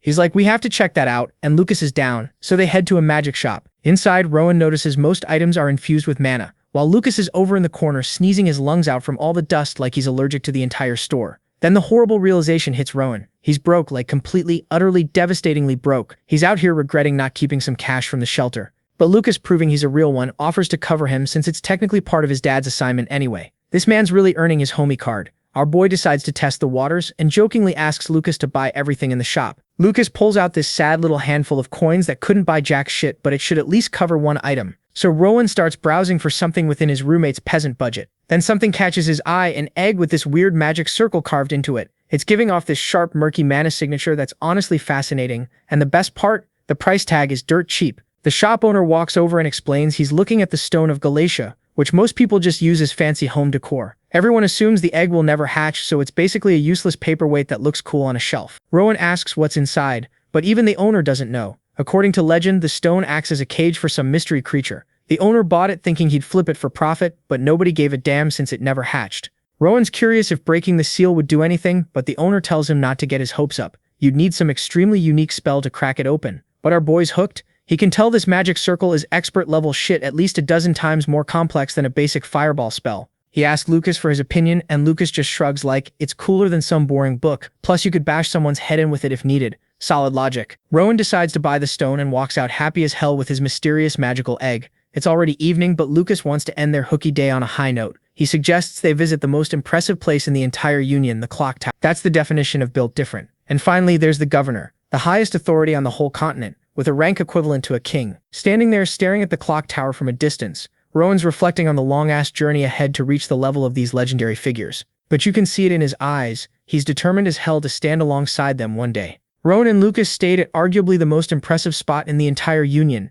until the sun dipped and night took over. Our boy's absolutely mesmerized by this watchtower, and its insane height. You can literally see this thing from almost anywhere in the Union, even from the academy. Curiosity gets the better of him, so he asks Lucas what the red hands on the clock mean, and how to read them. Lucas scratches his head and squints like he's trying real hard to remember. After forcing his two brain cells to work together, he finally recalls that the characters on the outer red band show the current year. Rowan takes a closer look and realizes the symbols are in ancient languages. Then Lucas just throws in the towel and admits he never learned how to read these clocks. My man's been living here his entire life, and never bothered figuring it out. Ron uses his big brain energy and works it out. It says year 262, which tracks since they're currently in Kingdom year 262. From there he decodes the other dials for month and day. It's 7:20 p.m. on June 14th, 262. Our boy needed maybe a minute to crack this, while Lucas, who literally grew up staring at this tower, never gave enough shits to learn. But here's where things get heavy. The reason Ron's so obsessed with this tower is because he's seen it before in that grim-ass vision from the tree. That illusion showed the clock tower as ground zero for total apocalyptic destruction. And if he's remembering correctly, the clock in his vision was pointing to June 14th, exactly 10 years from today. After chilling a bit longer, the roommates finally head back to their dorm. Once Lucas confirms Ron's not gonna pass out again, he grabs his wooden sword and dips. This dude may skip every class known to man, but he never misses training. If he skips even one day of physical work, he feels his body getting sluggish. Just like that, our boy's left alone with his spiraling thoughts. That apocalyptic vision the mysterious tree showed him is impossible to shake off. There's a strong possibility it wasn't just some random nightmare. It could have been a legit precognitive dream showing him the actual future. And if that's true, he needs to change it. To sort through his thoughts, Robin closes his eyes and enters his mind palace. First step, collect as much information as possible from the memories stored in his brain. With his perfect recall ability, he reviews the snapshots of the clock tower he saw earlier, reconstructing every tiny detail with perfect accuracy like he's building a 3D model in his head. Once he's satisfied, he moves to the next step, filling in gaps and blind spots in chronological order. Robin identifies specific things that appeared in the past that would later cause deaths in the possible future he witnessed. Buildings, roofs, structures, everything's accounted for. He recalls seeing a corpse of someone who died from a collapsed roof. Our boy's meticulously overlapping what he knows of reality with his dark vision, carefully stitching together what happens in each scene like some detective from hell. After filtering everything down to the most critical details, he pulls up the memory of that truly dreadful illusion. He recreates the scene the tree shared with him and enhances areas where he can add more detail. For a moment, he hesitates. He doesn't want to replay that sorrowful nightmare again, but then he remembers more. The bodies on the ground, they looked like his friends. Sophie, Lucas, and Sienna were all there, lifeless and slightly older. That's the kind of future he absolutely refuses to accept. It puts into perspective just how weak and pathetic he is now, and what a complete failure he'll become if he doesn't change shit. He wants to know what rank he managed to reach in that vision, so he searches through the mountains of data in his mind. After digging through everything, he finds that single lingering scene showing his future self. From the vision's default angle, his rank badge isn't visible. But Rowan's not giving up that easily. His analytical mind develops a method to actually change the viewing angle of the memory, which requires him to dive much deeper into the shared vision of the Burning Union. After confirming all the details are locked in, he proceeds, turning his full attention to the image of his supposed future self. He focuses on future him's chest to see the rank badge clearly, and then he sees something absolutely horrifying. Young Rowan feels his blood run ice cold. It's difficult to make out at first, but his future self looks bloodied and beaten where his rank badge should be. His chest is a massive gaping wound, exposing his insides like some gore scene. Turns out his friends aren't the only ones destined for a terrible fate. Rowan himself is going to die a gruesome-ass death. After forcing himself through that traumatic mindfuck, he withdraws. He pulls his consciousness back out of the nightmarish vision and slowly opens his eyes, sitting there alone with his soul crushed and thoughts racing. He wonders if the vision was meant to be some kind of warning from the tree. The fall of the Union means the death of the kingdom and the continent. It would be the literal end of the world and complete extinction of humanity. As far as he understands, the tree is a creation of black magic made from human mana, molded by sacrificial victims caught between life and death. Besides all the horrible scenes, there was also this mysterious hooded figure present in the vision. Maybe that person holds the key to understanding everything. Rowan maintains a healthy dose of skepticism about whether what he witnessed is legit, but to make sure that nightmare scene doesn't happen, he needs to create a different future using the scraps of information he has. The most effective method? Start by changing himself. Since his future looked absolutely bleak, his rank was a lost cause, and he was wearing the Union's black suit. So maybe not becoming a Union member could butterfly affect the timeline enough. Perhaps he could take an official role in the management bureau instead, since they wear red suits. Or, and here's the crazy option, he could do the unprecedented and aim for the white suit that only the commander wears, achieving it before the vision comes true in 10 years. The next day, the roommates get ready for class after their little hooky adventure. Lucas reminds Ron that Professor Daphne asked him to swing by the faculty office before class. After delivering the message, Lucas cheerfully heads toward campus by himself, probably ready to skip again later. Ron's left standing there wondering why the hell Professor Daphne would want to meet with him privately. Can't be good news, right? So our boy throws on his uniform and marches straight to the faculty office, where Professor Daphne hits him with that concerned mom energy, asking how he's doing after yesterday's little health incident. Turns out Lucas informed her, and she was cool enough to mark it down as medical leave, so Ron wouldn't get screwed over academically. She's looking at his schedule like he's insane, telling him he's taken way too many elective classes and basically begging him to drop some before he burns out again. But Rowan, nah, he's not budging. Man's keeping every single class. In fact, he's hyped as hell for the ones he hasn't even attended yet. Professor Daphne's over here feeling guilty, thinking she caused his collapse, but our boy just smiles and reassures her it'll never happen again. She gives him one last please, reach out if you need help speech, and he thanks her with maximum sincerity, before heading to his first class. Here's the thing these days, Rowan's mana cultivation is so natural, he does it like breathing. Training doesn't even take that much time anymore. But what really matters, our boy has found a new mission. He wants to turn all his homies into absolute powerhouses.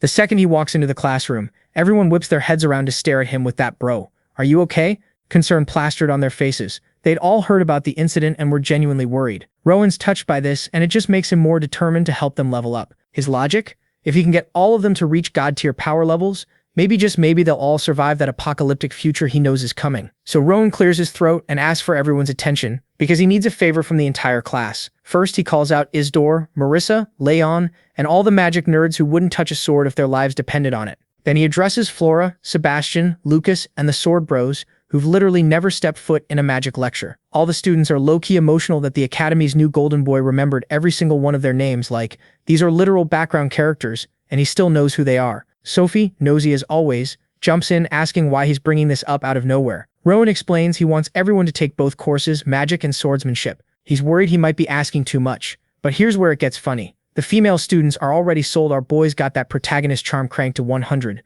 so they'd do whatever he asked at this point, no cap. The male students, though, they're side-eyeing this proposal hard. Like, bro, we already picked our courses for a reason. Why would we add more work? Ron gets it, but instead of arguing, he decides actions speak louder than words. He turns to his roommate Lucas, literally the last person you'd ever expect in a magic class, and asks him to just try basic magic studies for one day. And somehow, with his pure sincerity and protagonist energy, Ron actually pulls it off. Nobody can say no to this man's face. Professor Arthur, the Dean of Magic Studies, walks into the lecture hall and damn near does a double take because there are no empty seats. He'd heard the rumors about Ron convincing everyone to show up, and honestly, man's feeling pumped, seeing a completely packed lecture hall for once, all thanks to our boy. Ron just wants to prove to everyone that magic isn't some mysterious, impossible thing. Hearing him talk about magic with such genuine hype, Professor Arthur gets curious and asks what Ron plans to demonstrate.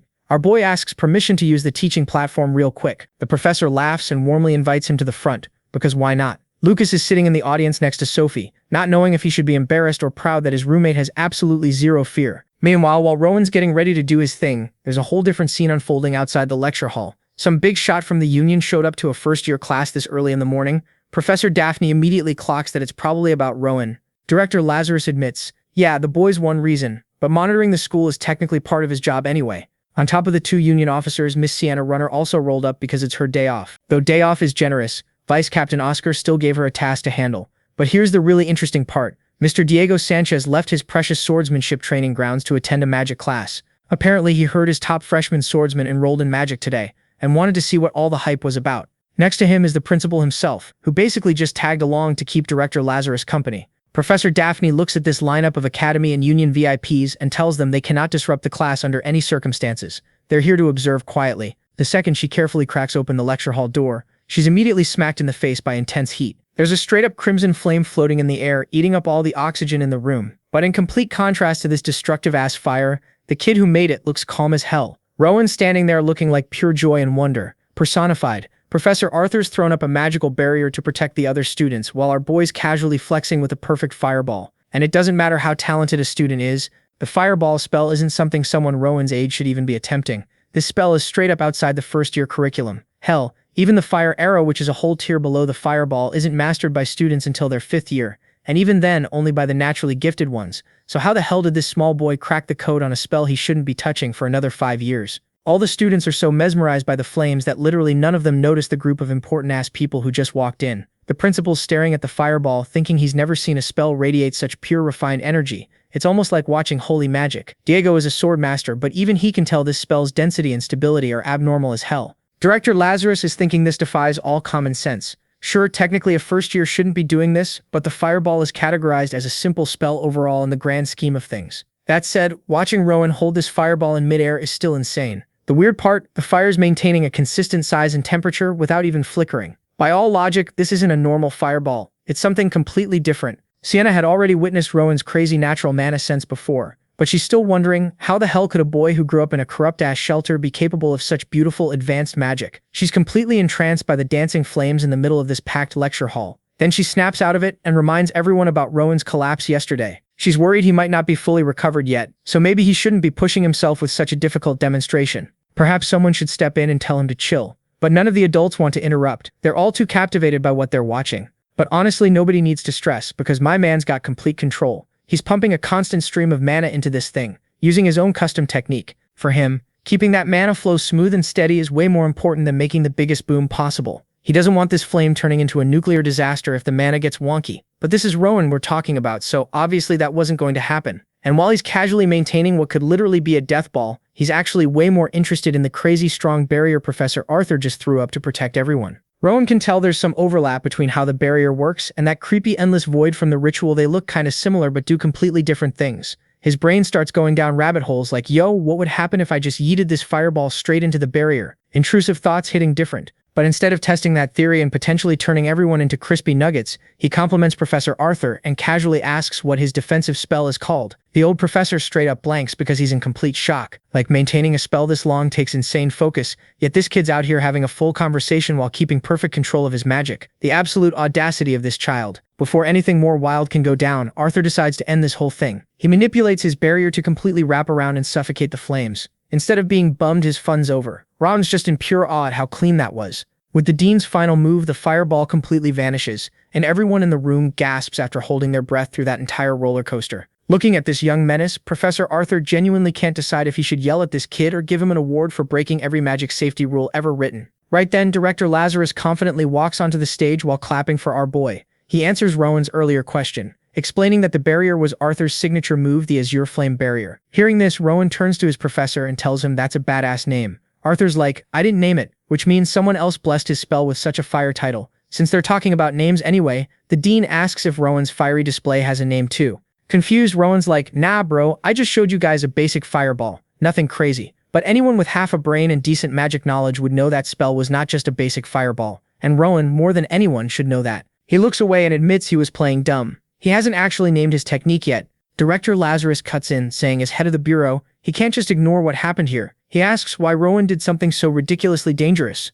Without missing a beat, Rowan answers straight up. He was confident he could control the fire, and was sure Professor Arthur had his back no matter what. He had no other agenda except showing his classmates what's possible. He wanted to give them confidence in their own magic. Maybe some were curious, but too scared to try. The dean points out that casting a fireball before graduation is already incredible, so what do you call a freshman who did that? This was Rowan's way of proving nothing's impossible. He can only talk like this because he's completely clueless about what an absolute freak of nature genius he actually is. Still, Professor Arthur is feeling kind of awkward as an educator. He's wondering if he's been accidentally holding back the younger generation with his boomer teaching methods. This young kid just made him realize his old-school approach might not work for every student. Then Rowan turns to the dean and asks for a bit more stage time. There's still something else he wants to show everyone. This time, our boy calls his roommate Lucas up, catching Lucas completely off guard. Lucas is internally screaming like, why am I the guinea pig? But walks toward the stage anyway, because what else is he gonna do? Once Lucas gets there, Rowan excitedly explains he wants to help this swordsman cast his first spell. The way Rowan sees it, magic and swordsmanship are both just different flavors of mana manipulation.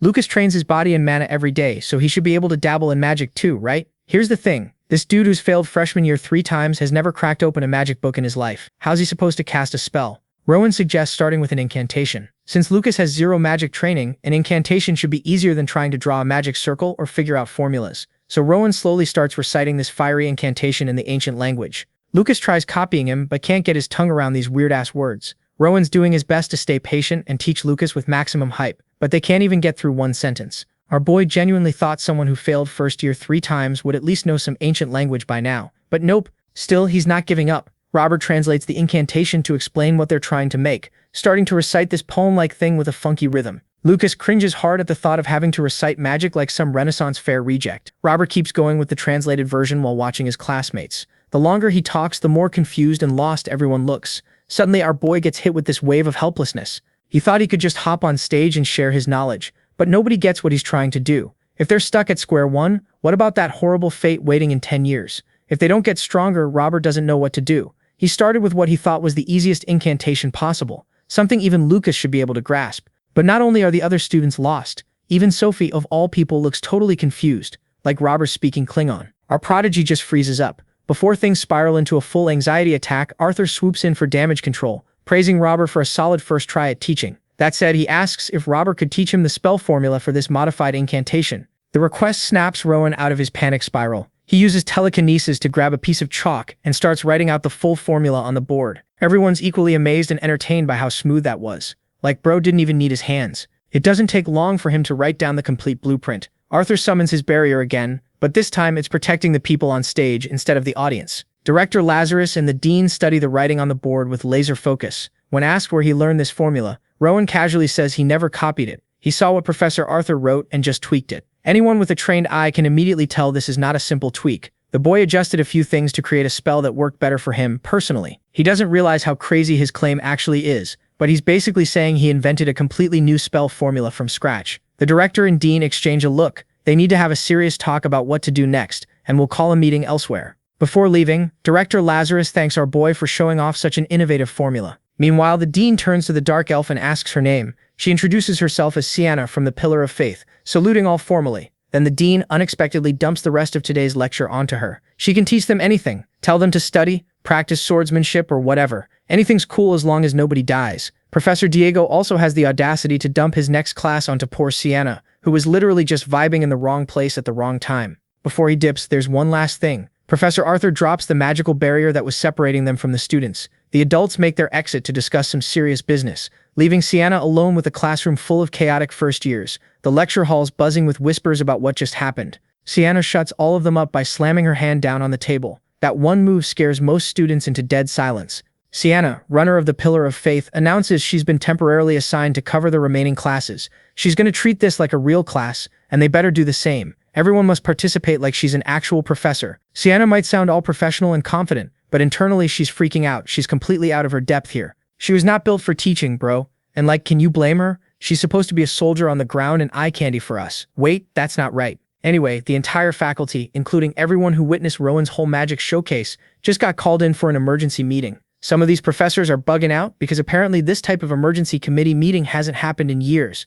Like some of these folks have never even experienced this before. They're sitting there sweating like what the hell is going on. Director Lazarus walks in, all professional and calm as usual, ready to drop the main agenda about Union Academy's education policy. First up on the chopping block, our boy Rowan, the literal reason they're all here in the first place. Professor Arthur stands up and lays out all the facts about this kid and his fireball situation. The old man's mind is blown, because apparently this freshman, a literal first year, just looked at a complex spell and went, nah, I'm gonna do my own thing, and created something completely unique. Sure, the power was weak, but homie straight up edited the magical formula like he was remixing a beat. The ability to reconstruct spells this freely? That's some never been done before type shit. Obviously, some of the other professors are side-eyeing this whole thing, being all skeptical and whatnot. But what are they gonna say when the Dean of Magic Studies has already verified everything? Director Lazarus even promises to throw the Bureau's resources at analyzing this further. So basically, they have to accept that this kid might have just discovered an entirely new way to approach magic. Cool. So Rowan sounds like some once-in-a-generation genius, right? But as an academy, they need to figure out how to actually teach this prodigy without fumbling the bag. Some professors want to stick to the old-school methods, but others are like, bro, this genius needs specialized education that matches his level. The problem is, personalized education goes against their whole public institution principles.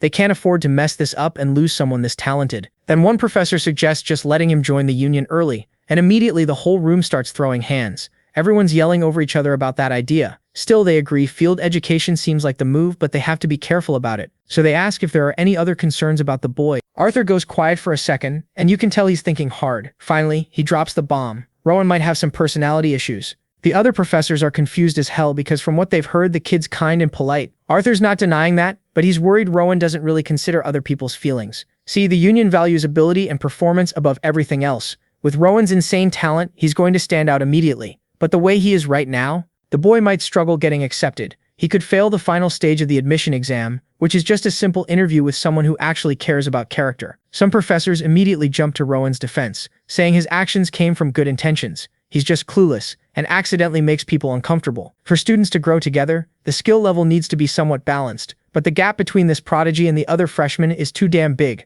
We're talking about a child who can invent new magic on the fly. Since the council's just going in circles, Director Lazarus suggests they bring the boy in for an interview. Everyone agrees it's a good idea, so nobody objects. A few moments later, Rowan gets escorted into the faculty room and sits down at this massive meeting table looking nervous as hell. Professor Daphne tries to make him comfortable and asks what he's feeling. She guesses he feels bad about what happened with Lucas earlier, and she hits the nail on the head. Rowan admits he's frustrated for not understanding his friend's capabilities properly. Arthur jumps in, trying to comfort him about how difficult teaching magic is today, showed him that reality firsthand. So Rowan's been sitting there overthinking and has formed some theories about his classmates. Maybe Lucas didn't give magic a real chance because he's just not interested. Maybe he started training with a sword too early, and his brain only developed for that skill. Maybe Rowan pressured his friend into focusing on something different without thinking about his personal situation. He feels regretful and ashamed about all this. But then, and this is where it gets wild, our boy drops another bomb. He's also worried that Lucas and some of his other new friends might actually be sick. This absolute prodigy genuinely thinks his perfectly normal classmates have some kind of illness, just because they have normal talent levels. Like, bro, what? Arthur quickly reassures Rowan, there's no sickness whatsoever. Hearing the old professor's words helps our eccentric genius finally relax a bit. Seeing Rowan smile, Director Lazarus asks why he was so eager to teach everyone magic in the first place. Rowan explains it doesn't even have to be magic specifically, he just wants to grow stronger together with his new friends, so they can all become official union members together in the future. Hearing this completely innocent and wholesome answer, all the professor's concerns just evaporate. Their worries about Rowan's personality? Gone. Professor Daphne's looking at him with straight-up pride. With that, Rowan gets dismissed.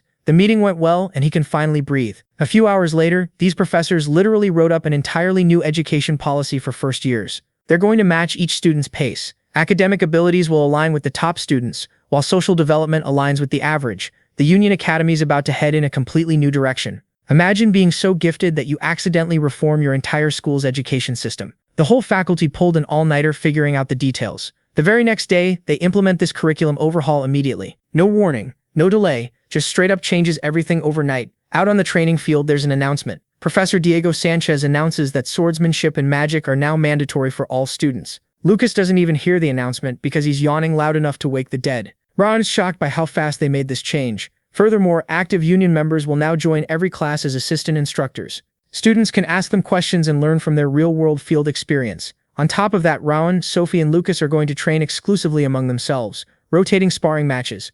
Lucas is hyped. He's been dying to test his roommate's skills. Sophie's equally excited because this is her chance to see how her sword skills stack up against the best. Lucas immediately challenges Rowan to spar first. Sophie's waiting for the next round. When her turn comes, it doesn't take long before her wooden sword gets knocked clean out of her hand. She thought she'd at least put up a decent fight, but that dream died quick. Rowan's an absolute monster who reads her sword movements like he's got the script ahead of time. But Sophie doesn't give up. She spots a brief opening but can't capitalize on it with more training. Maybe she can actually land hits. After recovering from the surprising loss, she respectfully shakes Rowan's hand and asks if he can spot any major flaws in her technique. Rowan casually explains her mana flow's slightly off. If she adjusts the flow's direction, she should improve right away. Lucas chimes in and simplifies it by saying she needs to stop swinging wildly and focus on precision. Also, her legs wobble sometimes, probably from weak leg strength. Rowan agrees Lucas is harsh but making valid points. However, Lucas's explanation doesn't cover everything. Right now, Sophie's splitting her mana 50-50 between upper and lower body. If she shifts more mana to her lower half for better stabilization, her stance will improve drastically. So while Rowan gives genuinely valuable advice, Lucas just roasts her. Watching his top 3 students vibing in their own unique way makes Professor Diego smile. He's thinking there's no way Professor Arthur was right about Rowan having personality issues. Seeing how innocent and kind-hearted this boy is, he realizes the adults were worried over nothing. So a few days roll by, and our boy is back with the professor for another heart-to-heart in the faculty office. This woman's basically been his fairy godmother at this point, making sure he's got everything he needs to survive school life. And honestly, our boy's been thriving. He's no longer walking around with that emotional baggage about his friends. He actually gets them now and knows their strengths, weaknesses, and the whole deal. Daphne's just sitting there proud as hell that this genius finally figured out how to have basic human empathy. School's been treating Rowan pretty well. His friends are hyping him up, sharing snacks, and living that wholesome academy life. But then there's this other situation that's got our boy completely confused. The girls keep asking him out like they're dropping hints left and right, asking him to go shopping or look at flowers after class, and this absolute nerd cannot comprehend what any of that has to do with his studies. Professor Daphne's over here trying not to laugh because hormones exist and people catch feelings at this age. But Rowan, his default response to every invitation is basically, nah, let's study together instead. My guy is clueless, peak virgin energy. So Daphne decides to dig a little deeper and asks if there's any girl he's particularly close with. The first person that pops into his head, Sophie. He's like, yeah, she's different from the other girls. And before you get excited, he immediately explains she's an excellent swordswoman and the only other first year who can produce flames. Real romantic stuff there, buddy. But actually, Rowan's been getting closer to her after learning about her backstory, and it's kind of sad. Turns out Sophie's the illegitimate child of some big-shot noble family, and her dad only enrolled her in the Union for political clout. So she's been under massive pressure since birth. Our boy sees her as this dear friend he can learn from, which is sweet, but also very I have zero game of him. Then there's Lucas, their third musketeer. Rowan's got mad respect for this guy's physical strength and admits there's a lot he can learn from him. But then, and I'm dying at this, Rowan drops his personal theory about Lucas. He thinks the dude trains so much that his brain is literally filled with muscle, which is why he hates studying. Like, Rowan has this whole mental diagram of Lucas's brain being just pure muscle tissue where the gray matter should be. It's diabolical but probably accurate. As a good friend, Rowan's been tutoring this blockhead just to make sure he doesn't fail first year again. That's what good people do, apparently. Professor Daphne's sitting there a little creeped out by this analysis, but she's accepted that geniuses just think differently. After his therapy session with Daphne, Rowan heads over to Arthur's office to talk about his constitution problem. And look, it's hard to feel sorry for this kid. He's got peerless magical talent, but his physical stats are mid. But Rowan's insistent because he wants to wield much more powerful magic, and he's got his reasons. Arthur breaks down the options: magic tools that amplify mana or items that store powerful spells. Both sound great in theory, but they're not exactly sitting on Amazon Prime. If they were easy to get, everyone would be a mage. The magic tools you can buy are either single-use garbage or so poorly made they're useless for the kind of magic Rowan's trying to unlock. The other option? Elixirs. These bad boys can recover mana, heal illnesses, increase your mana pool, and basically give you a stat boost in every way. They come in all shapes and sizes, and they're all extremely rare. And even if Rowan somehow got his hands on one, there's no guarantee it would actually help him. But hey, he's still young, so it's too early to give up hope.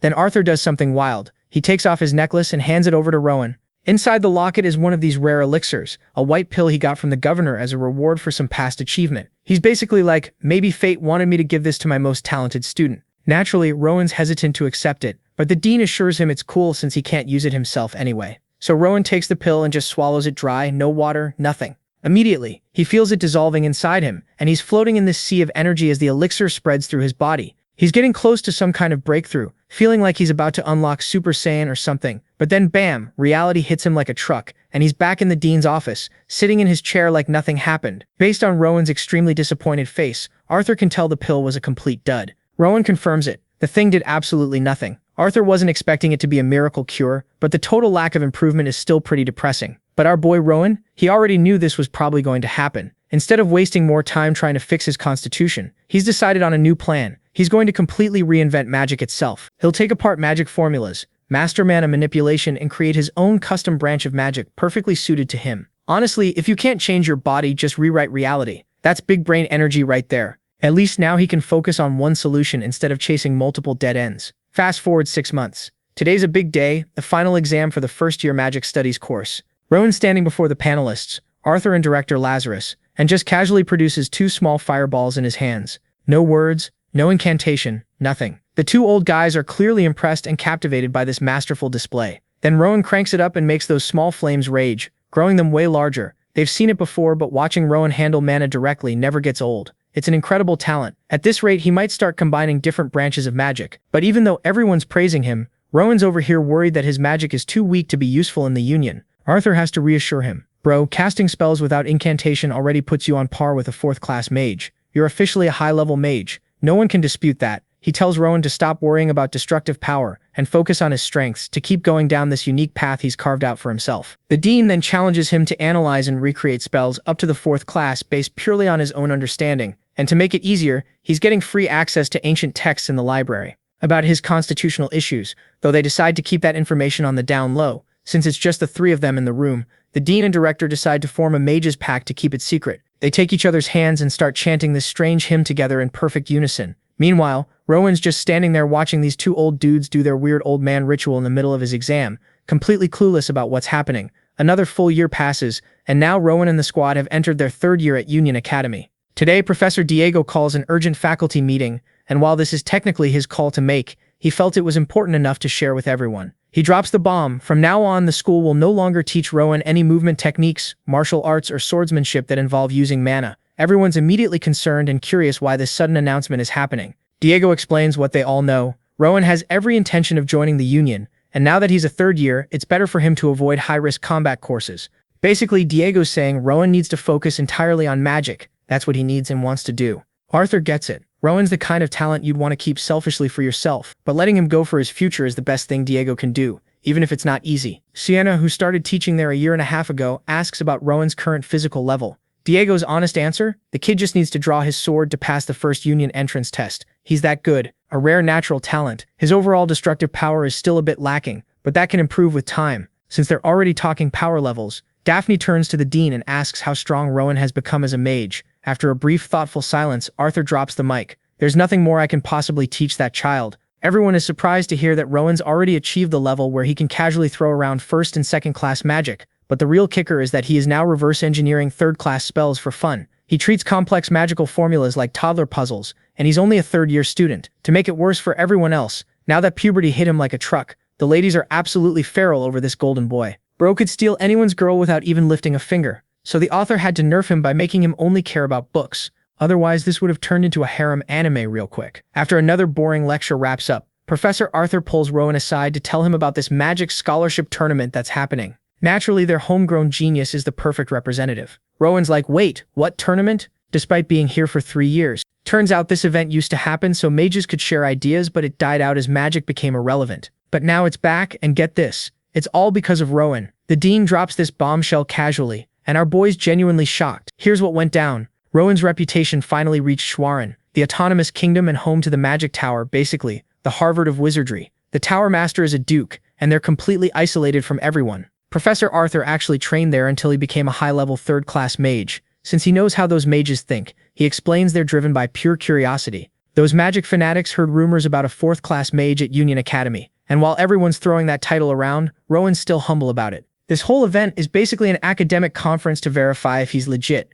Schwarin wants to debate their golden boy and see if he's really about that life. Now, Rowan could just pass on this, but once he hears the grand prize, refusing becomes impossible. The Union's offering a valuable elixir. Even after that massive disappointment last year, when that white pill did jack shit, the possibility of getting an elixir is still tempting as hell. There's one concern. Schwarin might know about his constitution problem, but the dean assures him there's no way. This is about interpreting magic formulas, and the elixir goes to whoever shows the most mastery. Basically, Rowan could win an elixir just by arguing about magic theory. The dean promises he'll get it as long as he wins. With stakes that big, how could our boy say no? A few days later, the big day arrives. Schwarn rolls up with an entire battalion of cloaked mages looking all mysterious and intimidating. The Union side, just Rowan and his professors. Talk about an imbalance. Arthur welcomes the visitors politely when one mage, Bert, lowers his hood and calls the professor his senior. I'm sorry, but imagine being a powerful mage named Bert. Meanwhile, Rowan's sizing up the competition. Schwarn's lineup is older than him and they're all packing serious mana. They're supposedly students hoping to learn from a success story,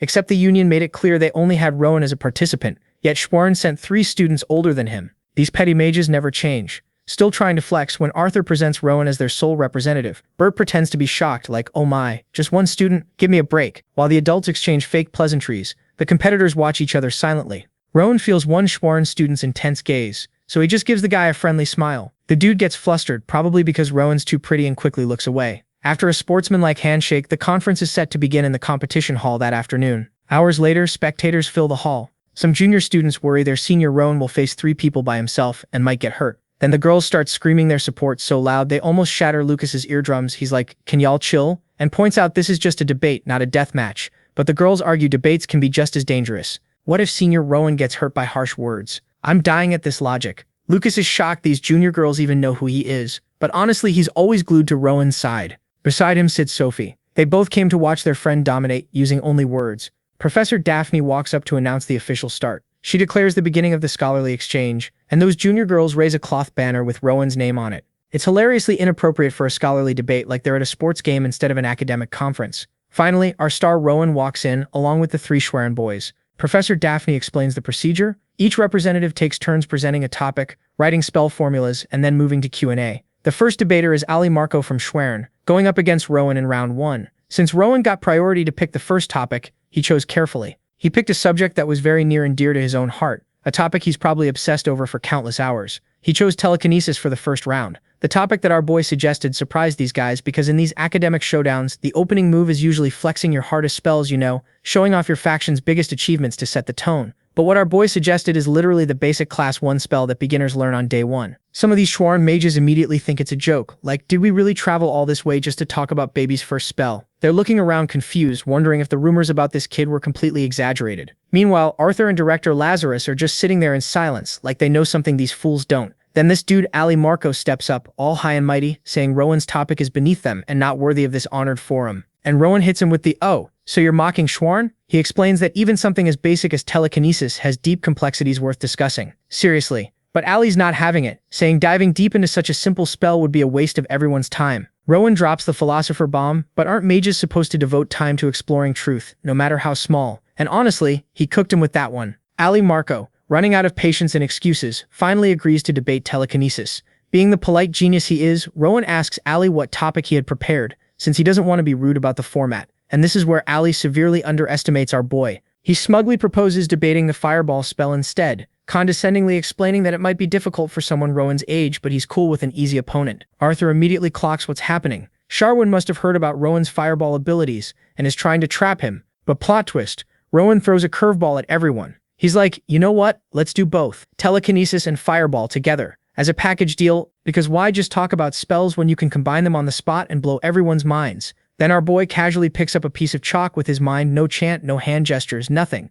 and starts writing his formula on the board. Alma Marco is shook. This kid just no-chanted cast like it was nothing. Not wanting to be completely outdone, Ali also uses telekinesis to write his arguments, but he has to continuously chant the whole time just to maintain the spell. The difference in skill is already embarrassing. The Schwerin mages are squinting at the board trying to figure out what Rowan's writing, slowly realizing this absolute madman might be trying to create a new spell by combining 2 different established spells on the spot. Surely not, right? Right? When it's time to explain their work, Aldi goes first. He writes out the complete separate formulas for telekinesis and fireball, the standardized versions established by great wizards with no room for recombination. Now it's Rowan's turn, and he steps up to the podium gathering his thoughts. He starts explaining how telekinesis is basic enough that anyone with a little mana can do it, and originally he was just going to argue that people misuse it by relying too much on raw magical power. But thanks to Ali's interesting suggestion from earlier, he got inspired to try something more exciting, combining 2 established spells. He points to his board showing the rewritten formulas. The first part is about controlling an existing fireball using telekinesis.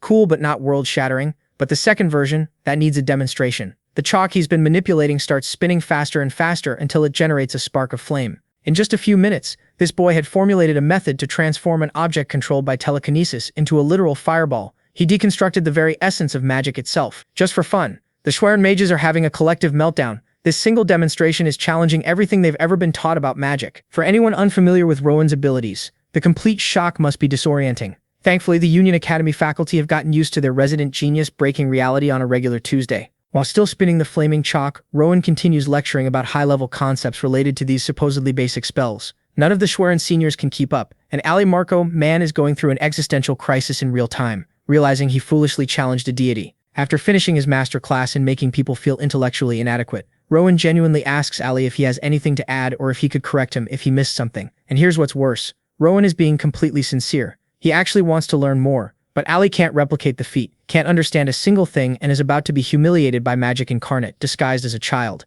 The pressure is closing in, time's running out, and Ali can't handle it anymore. He suddenly coughs, blood starts pouring from his nose, and he just collapses. My guy literally got knocked out by words. Even Rowan didn't see that coming. They rush Ali to the infirmary, and just like that, Rowan continues his undefeated streak, winning the coveted elixir with facts and logic. Bert, the mage, hands over the prize, thanking Rowan for the show despite their loss. He recommends Rowan wait before drinking the elixir, though consuming it too young can cause side effects. He should wait until around graduation, which is still 2 years away. Now that we've finished watching mages get their souls destroyed, let's check in on some side characters. This is Rita, a third-year student at Union Academy, and she's been secretly in love with Rowan for 3 entire years. She knows there isn't a single student who doesn't like him. The guy receives countless confessions, and over half the new students applied to the academy just to follow him. Rita knows she probably doesn't even register on his radar. For years, she's been content just watching and loving him from a distance. But today she decided to be brave. Last day of third year, this is it. She gathers her courage, overcomes her fear, and confesses. Unfortunately, her heartfelt confession gets met with a very polite, very apologetic rejection, and then Rowan drops some heavy stuff for him. Love is about holding someone who has already left this world close to his heart. Nothing more. Rita never knew this boy carried such a bleak, sorrowful view of love. Then he asks if what she's feeling is truly love. He explains that people in love show signs like mental illness, joy, ecstasy, compassion, longing, fear, doubt, jealousy, and anger. He bets she doesn't feel that level of passion for him. And before anyone gets mad, he's not invalidating her feelings. Maybe she feels something. Maybe it's his looks or status that made her nervous or excited. But is that really love? Or is it just admiration? All he's asking is for Rita to look into her own heart. If she still believes it's love, he's open to talking more. Because Rowan is always open to constructive conversations. Man has mastered the art of letting people down intensely. Rita felt like she got hit over the head with clarity. So this is Rita. Today she was rejected by the boy she'd been in love with for 3 years. And as painful and sobering as that was, she has no regrets. Confessing your feelings to someone you like is brave and meaningful. Rita's one-sided love ended on her third year's last day. And honestly, she's never felt better. So the scene kicks off with Daphne telling the class, "Yo, we've got Director Lazarus from administration here to drop some knowledge on you guys," and everyone starts clapping like good little students. Baldy gets to the stage, delivers his speech, and then goes, "All right, that's it for today, but if you all have questions, hit me with them." Immediately some kid's hand rockets up asking the real question. Everyone wants to know, bro, every year thousands of people take the entrance exam, so why is the union always crying about being short-staffed? The teacher's like, "Look, not just anyone can waltz into the union. This place is elite as hell. Did you make it in? Fame, money, respect, the whole damn package is yours." Another student raises their hand with the important follow-up. "Okay, but what about the salary and benefits though?" And the teacher drops the bomb. "The pay is good enough that you literally only need to focus on your missions. This is the most privileged job in the entire kingdom." The students are losing their minds. Then he hits them with another one. Every union member is directly connected to His Majesty himself, regardless of rank, because they all follow the king's will. Everyone's sitting there like, holy shit. Then this one kid raises his hand with an actually smart question. He's like, "All right, look, you only recruit crazy talented people, but can we actually get strong by joining? Because I followed my teacher's advice, graduated top of my class, focused purely on magic, and I'm still not strong enough." The teacher is actually impressed.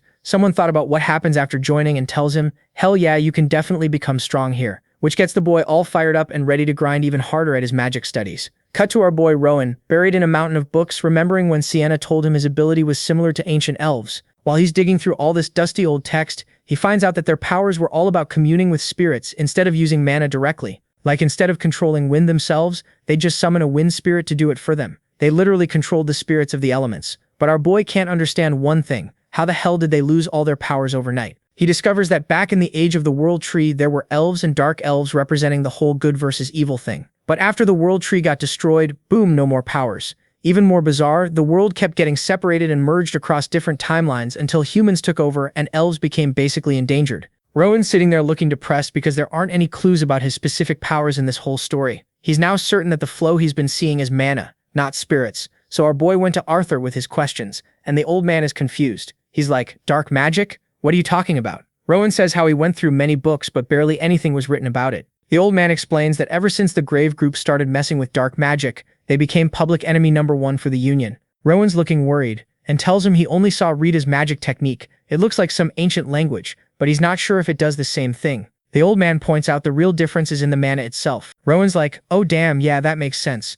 Arthur explains that while Rowan can't see his own mana yet, those bastards from using dark mana are using dark mana. That's when it clicks for Rowan. The mana he saw earlier was dark mana. He asks what dark mana even is, and the old man drops this heavy-ass explanation. If regular mana makes up everything in the world, dark mana corrupts it and makes the world evil. He explains that the demon world is literally made of dark mana. Demons use it like battery power, and these Grave group bastards are basically using the same demonic energy. He tells Rowan that sometimes he's noticed cloudy mana hanging around him. The teacher explains that dark emotions can turn your mana dark. Rowan's like, "So what's the end game for these dark magic groups anyway?" And the teacher just deadpan says they want to destroy the world. Because obviously that's Villain Playbook 101. Fast forward a few months and someone's asking Rowan if he's about to head to some salon. He says he's good and they're like, "We know you're good better than literally anyone else actually." There's some random dude standing there looking confused while Rowan's just watching two people bickering like actual toddlers. The girl tells him to come over whenever he's ready. As Rowan waves them off, he's thinking these two idiots are actually pretty good together. As he walks into his room, he's thinking about how time flew by way too damn fast,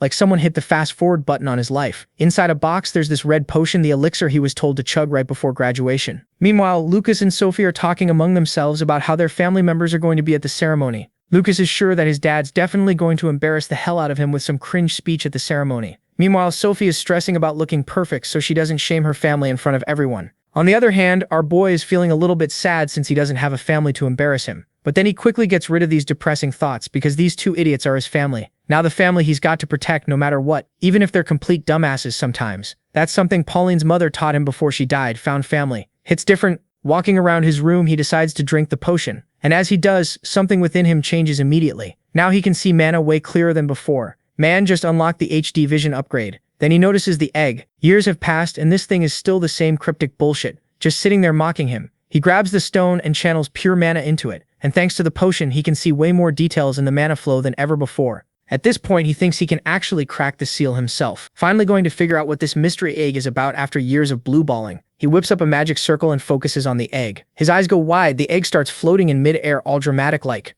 releasing this insane amount of magic. He's completely stunned, staring at whatever the hell is hatching inside, probably thinking, "Please don't be a chicken. Please don't be a chicken." And what do you know? It was not a chicken from the egg that popped out, nor was it some majestic phoenix. Nah, it's this black bird with yellow hair. Our boy's squinting at this thing like, "Bro, is this an owl?" And immediately this bird takes personal offense, puffing up all angry like, "How dare you?" He's sitting there thinking maybe it's some rare mystical species or whatever, but then this emo bird just snuggles right up to him and he's like, "Alright, you're actually adorable, you can stay." Oh, and fun fact, the second this owl hatched, it just yoinked all the mana in the entire area. So what does our genius protagonist name this potentially world-ending creature? Owl. That's it. Just owl. Shakespeare is rolling in his grave. Meanwhile, over with Oscar. This man cannot believe his absolute disaster of a son is actually graduating. Like he's genuinely shocked. But then his thoughts drift to our boy Rowan, and he's getting all sentimental, thinking about how his idiot son only even made it to the academy because of Rowan. Now that graduation's here, Rowan's going to need a guardian, and Oscar's genuinely worried about what happens next. But then he notices something weird going down.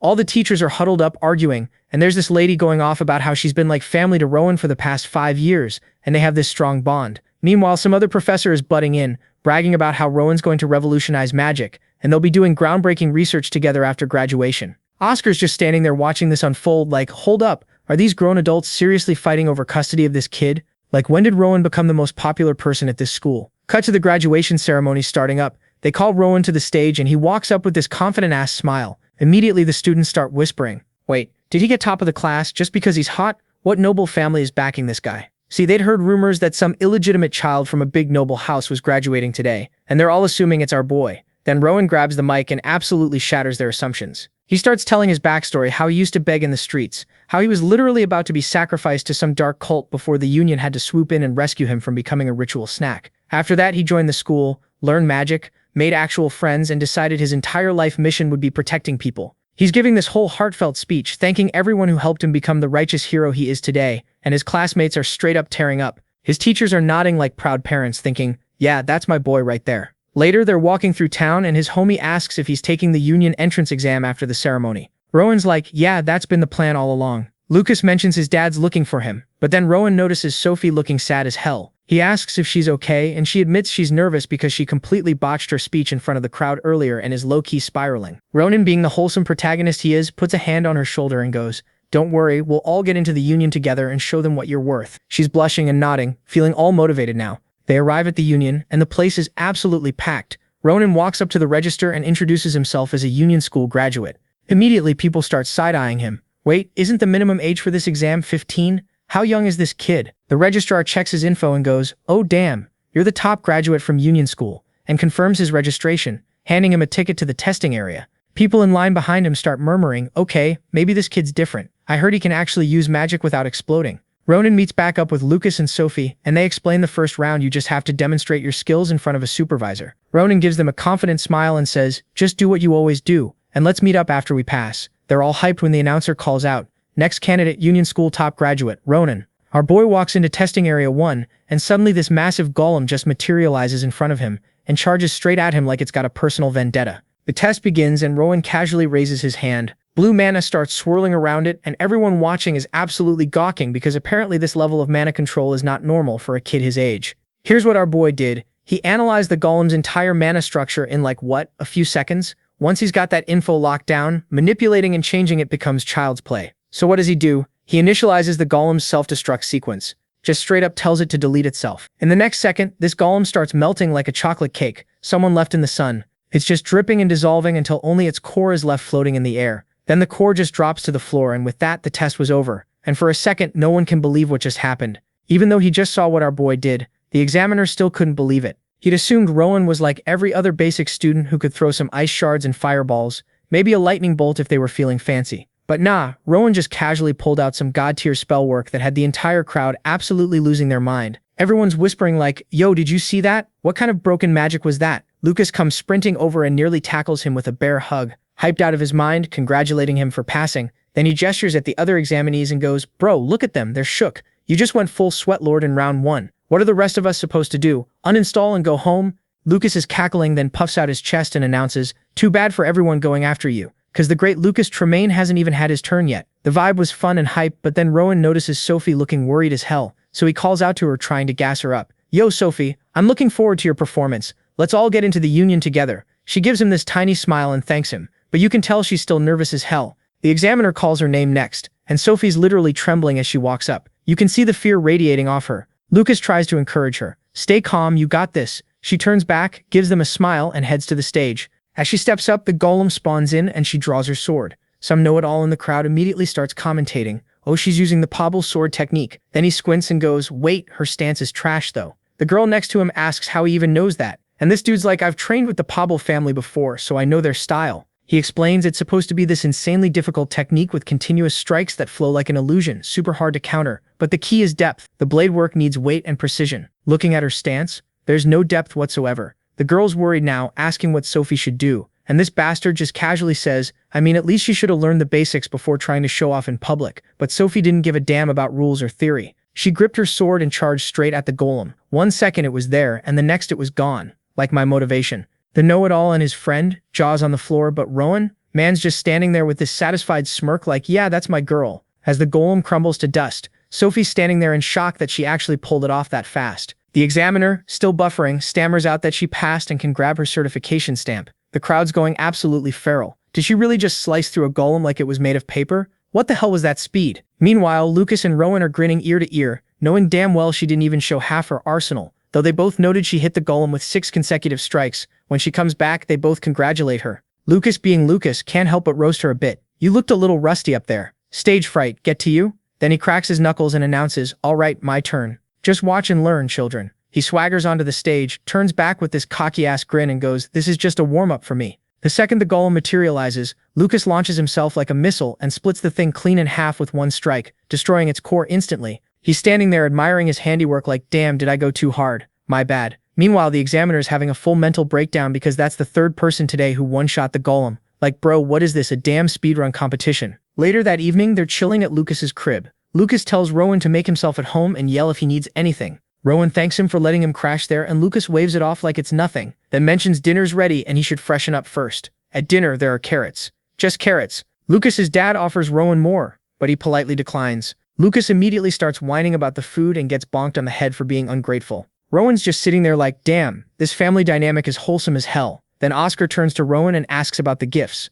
Our boy immediately starts thanking him, saying they were exactly what he needed. The conversation shifts to the exam results, and after hearing how they performed, Oscar's genuinely surprised. Like he knew Rowan was special, but he didn't expect to see that level of magic at an entrance exam. But now that he knows what the boy's capable of, man's hyped as hell about the second round. Cut to 1 week later and it's test day again. 2 examiners are watching everything go down, complaining about how way too many people passed this time, so now they gotta extend the whole exam. But out of everyone there, our boy and his crew immediately catch their eye. Meanwhile, Rowan's thinking how lucky he is that he didn't have to fight Lucas or Sophie, but then he's like, wait, who am I actually fighting? His eyes go wide when he spots someone familiar. It's that know-it-all dude from before, the one who was commentating on Sophie's sword moves. The guy walks up to Rowan and asks, have we met before? Rowan's like, yeah man, you were breaking down sword techniques during the first test. I was actually pretty impressed. I'd love to pick up some stuff from you. The guy doesn't remember him at all. He pulls out his sword and goes, well, since I'm a graduate now, let me teach you some lessons, kid. They square up across from each other, and the examiner signals the fight to start. The fight kicks off, and our boy decides to aura farm.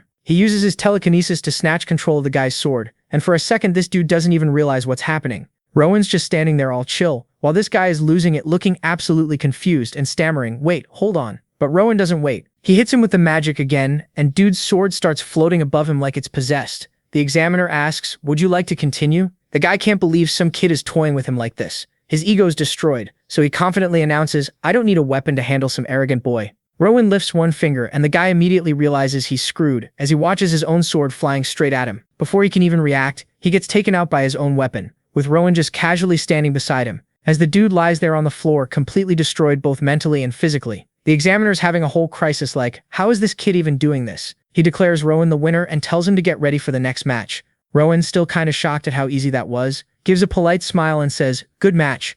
A few days later, Rowan's reading his letter. It's final test day. While getting ready, he thinks about how all his hard work has brought him here. He's so close to getting into the Union, his dream's right there. But thinking back on his past fights, he realizes his attack patterns have gotten way too predictable. They haven't really changed much. He knows he's gotta switch things up this time. He's always been counterattacking, letting opponents strike first, believing in turning the tables. Looking back at everything, he realizes he needs to learn new techniques and stop relying purely on instinct. After joining the Union, he has to level up. He can't keep doing the same thing forever. But right now, he needs to focus on the interview, since that's the last obstacle. Then it hits him. Wait, where's my owl? Right as he's thinking about it, the owl comes flying at him out of nowhere. He gets all excited, relieved that the thing he was looking for finally showed up. They both seem genuinely hyped to see each other, and Rowan asks if the owl's celebrating with him. Ever since it hatched, this bird's been pulling disappearing acts, just vanishing randomly and popping back up when Rowan's alone. Is this some kind of technique? He holds the bird in his hand, thinking about how whenever it disappears you can't sense its mana or its presence at all. It's like the owl dips into another dimension and comes back. He's still confused about whether this is even a real owl or some mysterious creature he doesn't know about yet. He tells the bird, once I get into the Union, I'll figure out how to actually talk to you. The owl seems happy and flaps its wings. Just then Rowan senses someone coming. He turns, and it's Sophie calling for him. Rowan turns to chat with her real quick, but while he's talking, the bird just vanishes again. Rowan's shook. Sophie walks over and tells him it's time for the interview, so they should head out. The scene shifts to the Union building where people are waiting for their turn.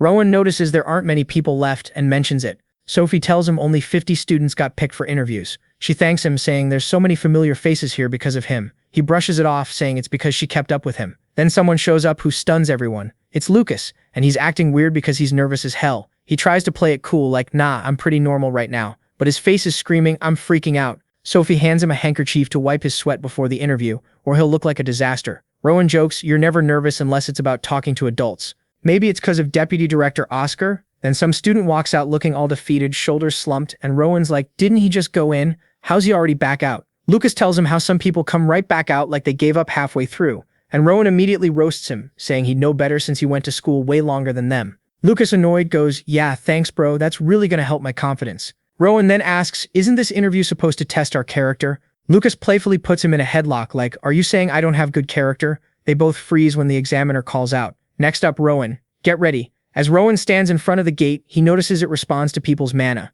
He thinks he'd like to check it out sometime, but not right now. When he walks into the room, there's nobody around. He wonders if maybe the interviewers aren't there yet, but then he hears a voice from behind calling him, telling him to come over. He follows the voice and reaches another door. As it opens, he's absolutely stunned by what he sees inside. He feels this overwhelming amount of mana coming from the room. There's a woman who looks like an elf, her eyes covered, welcoming him inside with this mysterious energy. Now this whole situation is way too confusing for our boy. For years, he'd imagined the leader of the Union would be some intimidating, battle-hardened warrior type, and instead, he gets this chill elf lady who's out here serving tea like they're at a book club meeting. The vibes are not matching the expectations at all. They are casually sipping the teas, but our boy's on high alert because the amount of magic and mana radiating off this woman is insane. Like this is the peak power level he's been dreaming about his entire life. Then she speaks up all casual like, "The tea seems to suit your taste." He snaps out of his internal crisis and agrees, "Yeah, it's warm and refreshing. It tastes like it was harvested this morning." Then she just drops it on him. "It's because of your unique body constitution, the one that can't store mana." And before he can process that bomb, she hits him with another one.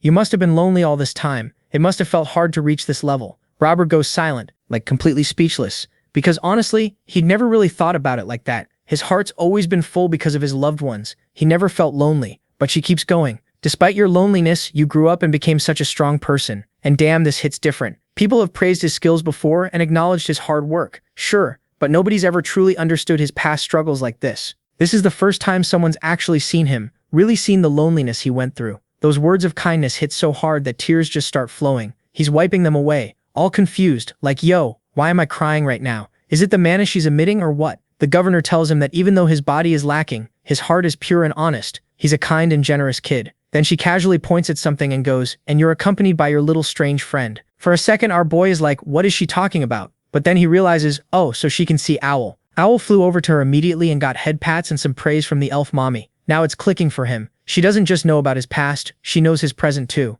This woman knows everything. He starts thinking about that vision he saw earlier and wonders if she knows about that as well. Finally, he works up the courage to ask, "That vision I saw earlier, was that the future?" He's genuinely worried about what he saw. She pauses for a moment, then drops some wisdom. There's no such thing as a fixed future. If he saw something from the future, there's a chance it might not happen. Everything depends on him and his will. He becomes what he believes in the future he creates. What he saw was just one possibility, not a guaranteed outcome. He just has to work hard to prevent that possibility from becoming reality. That's what humans have been doing for ages. And just like that, our boy finally understands the path he needs to take and how to work toward his future. The man's smiling with genuine happiness now, like he just unlocked the secret to life. Cut to the next day at Oscar's house, and this man had prepared a feast, but with carrots. Naturally, because he loves carrots. He says he made them with extra effort, so they should celebrate properly. While they're eating, Sophie asks where they'll be assigned. Oscar replies that it's hard to say, the governor probably made arrangements during the interviews. He mentions that only 10 people passed, including the 3 of them,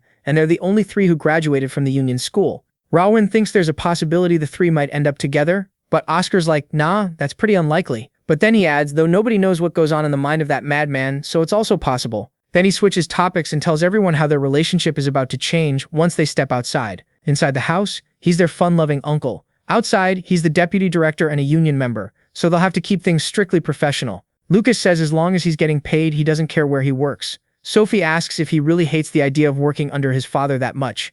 Lucas replies that it doesn't even matter because they've been distant as father and son from the beginning anyway. Rowan smiles, thinking Lucas has grown a lot. The man's keeping his personal and business life separate like an actual adult now. The scene shifts to the Union administration entrance, where they're being checked by the guard who confirms their names. Robert recalls that he's visited the administration building before, but he was never treated with this kind of respect. Now he feels like his status has genuinely changed. As they walk forward, he wonders what they'll be doing here. When they reach inside, they're shocked by what they see. It's a blacksmith chamber filled with intense heat and glowing metals everywhere. Turns out this is called the Book and Sword of the Union. They need their own custom weapons crafted to suit them. They're introduced to Ulrich, and this guy is as grumpy as any other dwarf you'd meet. He doesn't waste time with pleasantries, and immediately tells them to pick whatever weapon they like. Lucas immediately picks a longsword. Man knows what he wants. Sophie's still thinking about her options, while Rowan's just searching around looking lost. The dwarf blacksmith notices him, but focuses on Lucas first. He tells Lucas to grip it confidently and swing. Lucas does a test swing, and Ulrich analyzes it, saying, if they add more weight and sharpen the tip, it'll be way more destructive.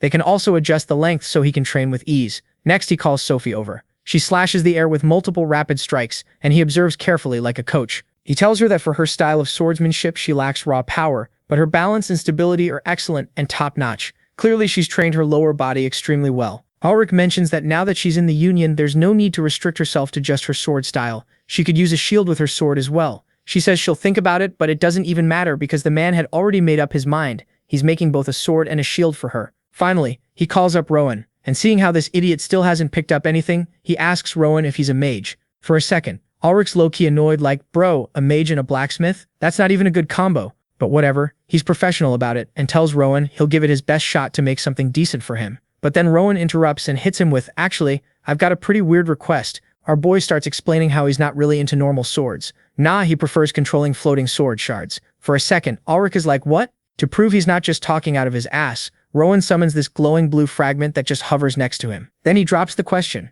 can the blacksmith fix his broken shards? The blacksmith just holds out his hand like, let me see what we're working with here. The moment he inspects the fragment, this man's whole expression changes. He recognizes it immediately. This isn't just some regular broken sword. This is a piece of a demonic sword infused with dark mana. He looks at Rowan like, you're one interesting kid, then drops some knowledge. If they reforged this single broken sword correctly, they could turn it into 12 separate blades.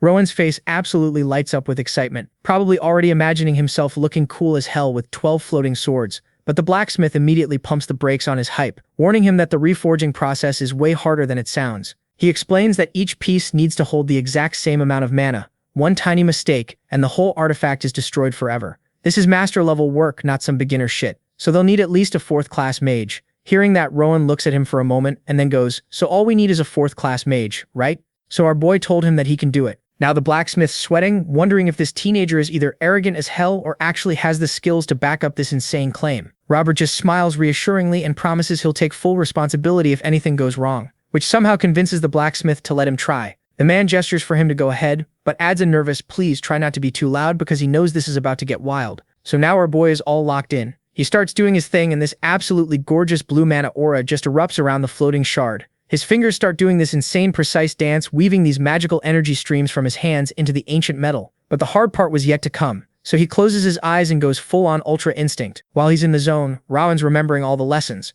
Pauline dropped on him. He's combining her wisdom with all the crazy advanced stuff Director Lazarus showed him. In his mind's eye, he's seeing the energy inside this shard as like thousands of glowing branches, and he carefully starts pulling apart these magical strands. But then you see his face scrunch up a bit because this shit is actually hard as hell, even for someone as cracked as him. He's focusing everything on the real challenge here, splitting the sword's mana into 12 perfectly equal pieces and keeping it all stable. With one final push, Rowan just says fuck it and goes full power, creating this massive whirlpool of energy that explodes outward. The master blacksmith's jaw literally drops to the floor. This man is shook, staring at this display like his entire worldview just got deleted, thinking what the actual fuck, this kid is doing what now? These bright sharp cracks of light start spreading across the shard's surface as all that power splits the metal from the inside. The energy tornado finally calms down, and there's Rowan just standing there looking cool as hell while 12 identical glowing sword shards are floating around him. The freshly made blades drift through the air all gracefully and land right in the blacksmith's hands. This man starts laughing like he can't believe what he's seeing, turning these perfect shards over and over, same shape, same size, same mana levels. Literally everything is flawless. He's completely losing his mind that some 15-year-old kid just casually did what most master mages couldn't pull off if you gave them their whole lifetime to try. Cut to later, and it's already orientation day, and Baldy is going through the standard stuff about the Union's 7 divisions and how everyone gets sorted based on what they're good at. Then he hits them with the harsh truth. The world's brutal. Wearing the Union's name paints a target on your back, and even the regular people you're out here protecting will call you the kingdom's dogs when you're not around. But he tells them to push through it because at the end of the day, they're here to keep the peace and make the world less shitty. Skip ahead to induction day, and the blacksmith hands Rowan this heavy-ass pouch with all 12 blades inside. Rowan's immediately pumped to try these bad boys out. He tells Lucas it's time to bounce, but his friend looks like someone just kicked his puppy because he got stuck in his own dad's division. They show up at this massive fancy hall where Creed division members are already going ham with training, swords clashing everywhere. Some voice announces the new recruits just arrived. Rowan immediately clocks this one guy's badge, showing he's high-ranked as hell. That's Edurin, the division leader and an expert-level swordsman. After they do quick intros, Edurin just casually drops that he's bored out of his mind and wants to see what Rowan can do, and our boy and Lucas are like, wait, what? This isn't how these things go. But nah, Edurin doesn't care. He points to the side and tells Rowan that Oscar is going to be his opponent. And Oscar is all in on it because he's curious to see how much Rowan's telekinetic sword game has leveled up over the past 5 years. And Rowan too is now hyped to find out just how strong he has gotten in these 5 years, so he accepts the duel. Rowan's attitude immediately earns Oscar's respect, but he also reminds him to go all out because he too won't hold back. And while he was saying that, he pulls out this absolutely massive claymore. Rowan just calmly replies that magic is his whole thing, and suddenly 12 brand new mana-infused blades appear out of nowhere and start floating around him in a circle. Oscar notices the extra blades and is like, hold up, didn't you have less of these before? Rowan explains they were a welcome gift, and Oscar immediately recognizes the craftsmanship, asking what our boy named them. Rowan tells him they're called Seville, and Oscar's thinking to himself whether these tiny blades can actually live up to that fancy name. Rowan admits he's curious about their power too, since this is basically his first real test drive. Then Rowan hits Oscar with a bold request. He wants the first move. Duran, who's watching from the sidelines, is impressed as hell by the audacity. Oscar realizes this isn't just some cocky rookie being arrogant. The kid's got an actual plan brewing. So they square up on opposite ends of the hall, Rowan with his floating blades and Oscar with his giant sword. Then Oscar erupts with this intense crimson aura and basically warns Rowan, don't you dare disrespect my family's fighting style with some half-assed imitation. Rowan thinks back to his 5 years of sparring with Lucas, knowing the Passoff family's claymore style inside and out from all that practice. But he also knows that Oscar is on a completely different level than his friend could ever reach. With that, the battle begins. He goes all in from the first second, using all 12 shards, but Oscar just casually swats them away. He gives Rowan some quick feedback saying the technique's rough but has potential. But even if it does, it's nowhere near enough to beat him. And as he says that, he charges straight at our boy and Rowan has no idea how to stop him. So he quickly comes up with a crude plan. He knows that he can't stop that sword. So instead he focuses on slowing down the sword's speed. Oscar's about to bring down another strike when, in the next second, he's completely frozen in place. Lucas and Edrin are watching from the side, with Lucas pointing out that something invisible just locked his dad down. Rowan's back on his feet while Oscar's struggling against the restraints. Turns out our boy used precise mana control to manipulate weight and friction to trap Oscar. Oscar looks at him with this impressed smile, saying the kid learned some nice tricks, but warns him parlor tricks won't cut it. The mana threads start cracking, and with one massive roar, Oscar just shatters those magical restraints like they're tissue paper. His claymore comes crashing down but stops inches from Rowan, blocked by all 12 of his blades interlocked together. Rowan pushes back with everything, realizing his new weapon's way more capable than he thought. But Oscar stops playing nice and unleashes this furious combo, pushing Rowan backward across the floor with each strike. Our boy knows his mana is still too weak to restrain Oscar for long, but at least for now the situation isn't too bad because he can control his weapon. But the real problem is that there is nowhere to fall back to. He's losing his ground, so he decided to go all offensive. He whips out a fireball and launches it at Oscar, and it all happened so fast that Oscar could barely block it. And in the end, it was his mustache that got the hit. Bro lost half of his mustache in that attack, and his commander and colleagues didn't forget to make fun of him for that. Some even started straight up roasting him. But at the same time, they are impressed by our boy's skill. And then Edrin calls our boy over, telling him to like the video and help Mamoru to make juicy content and activate that cheeky little bell.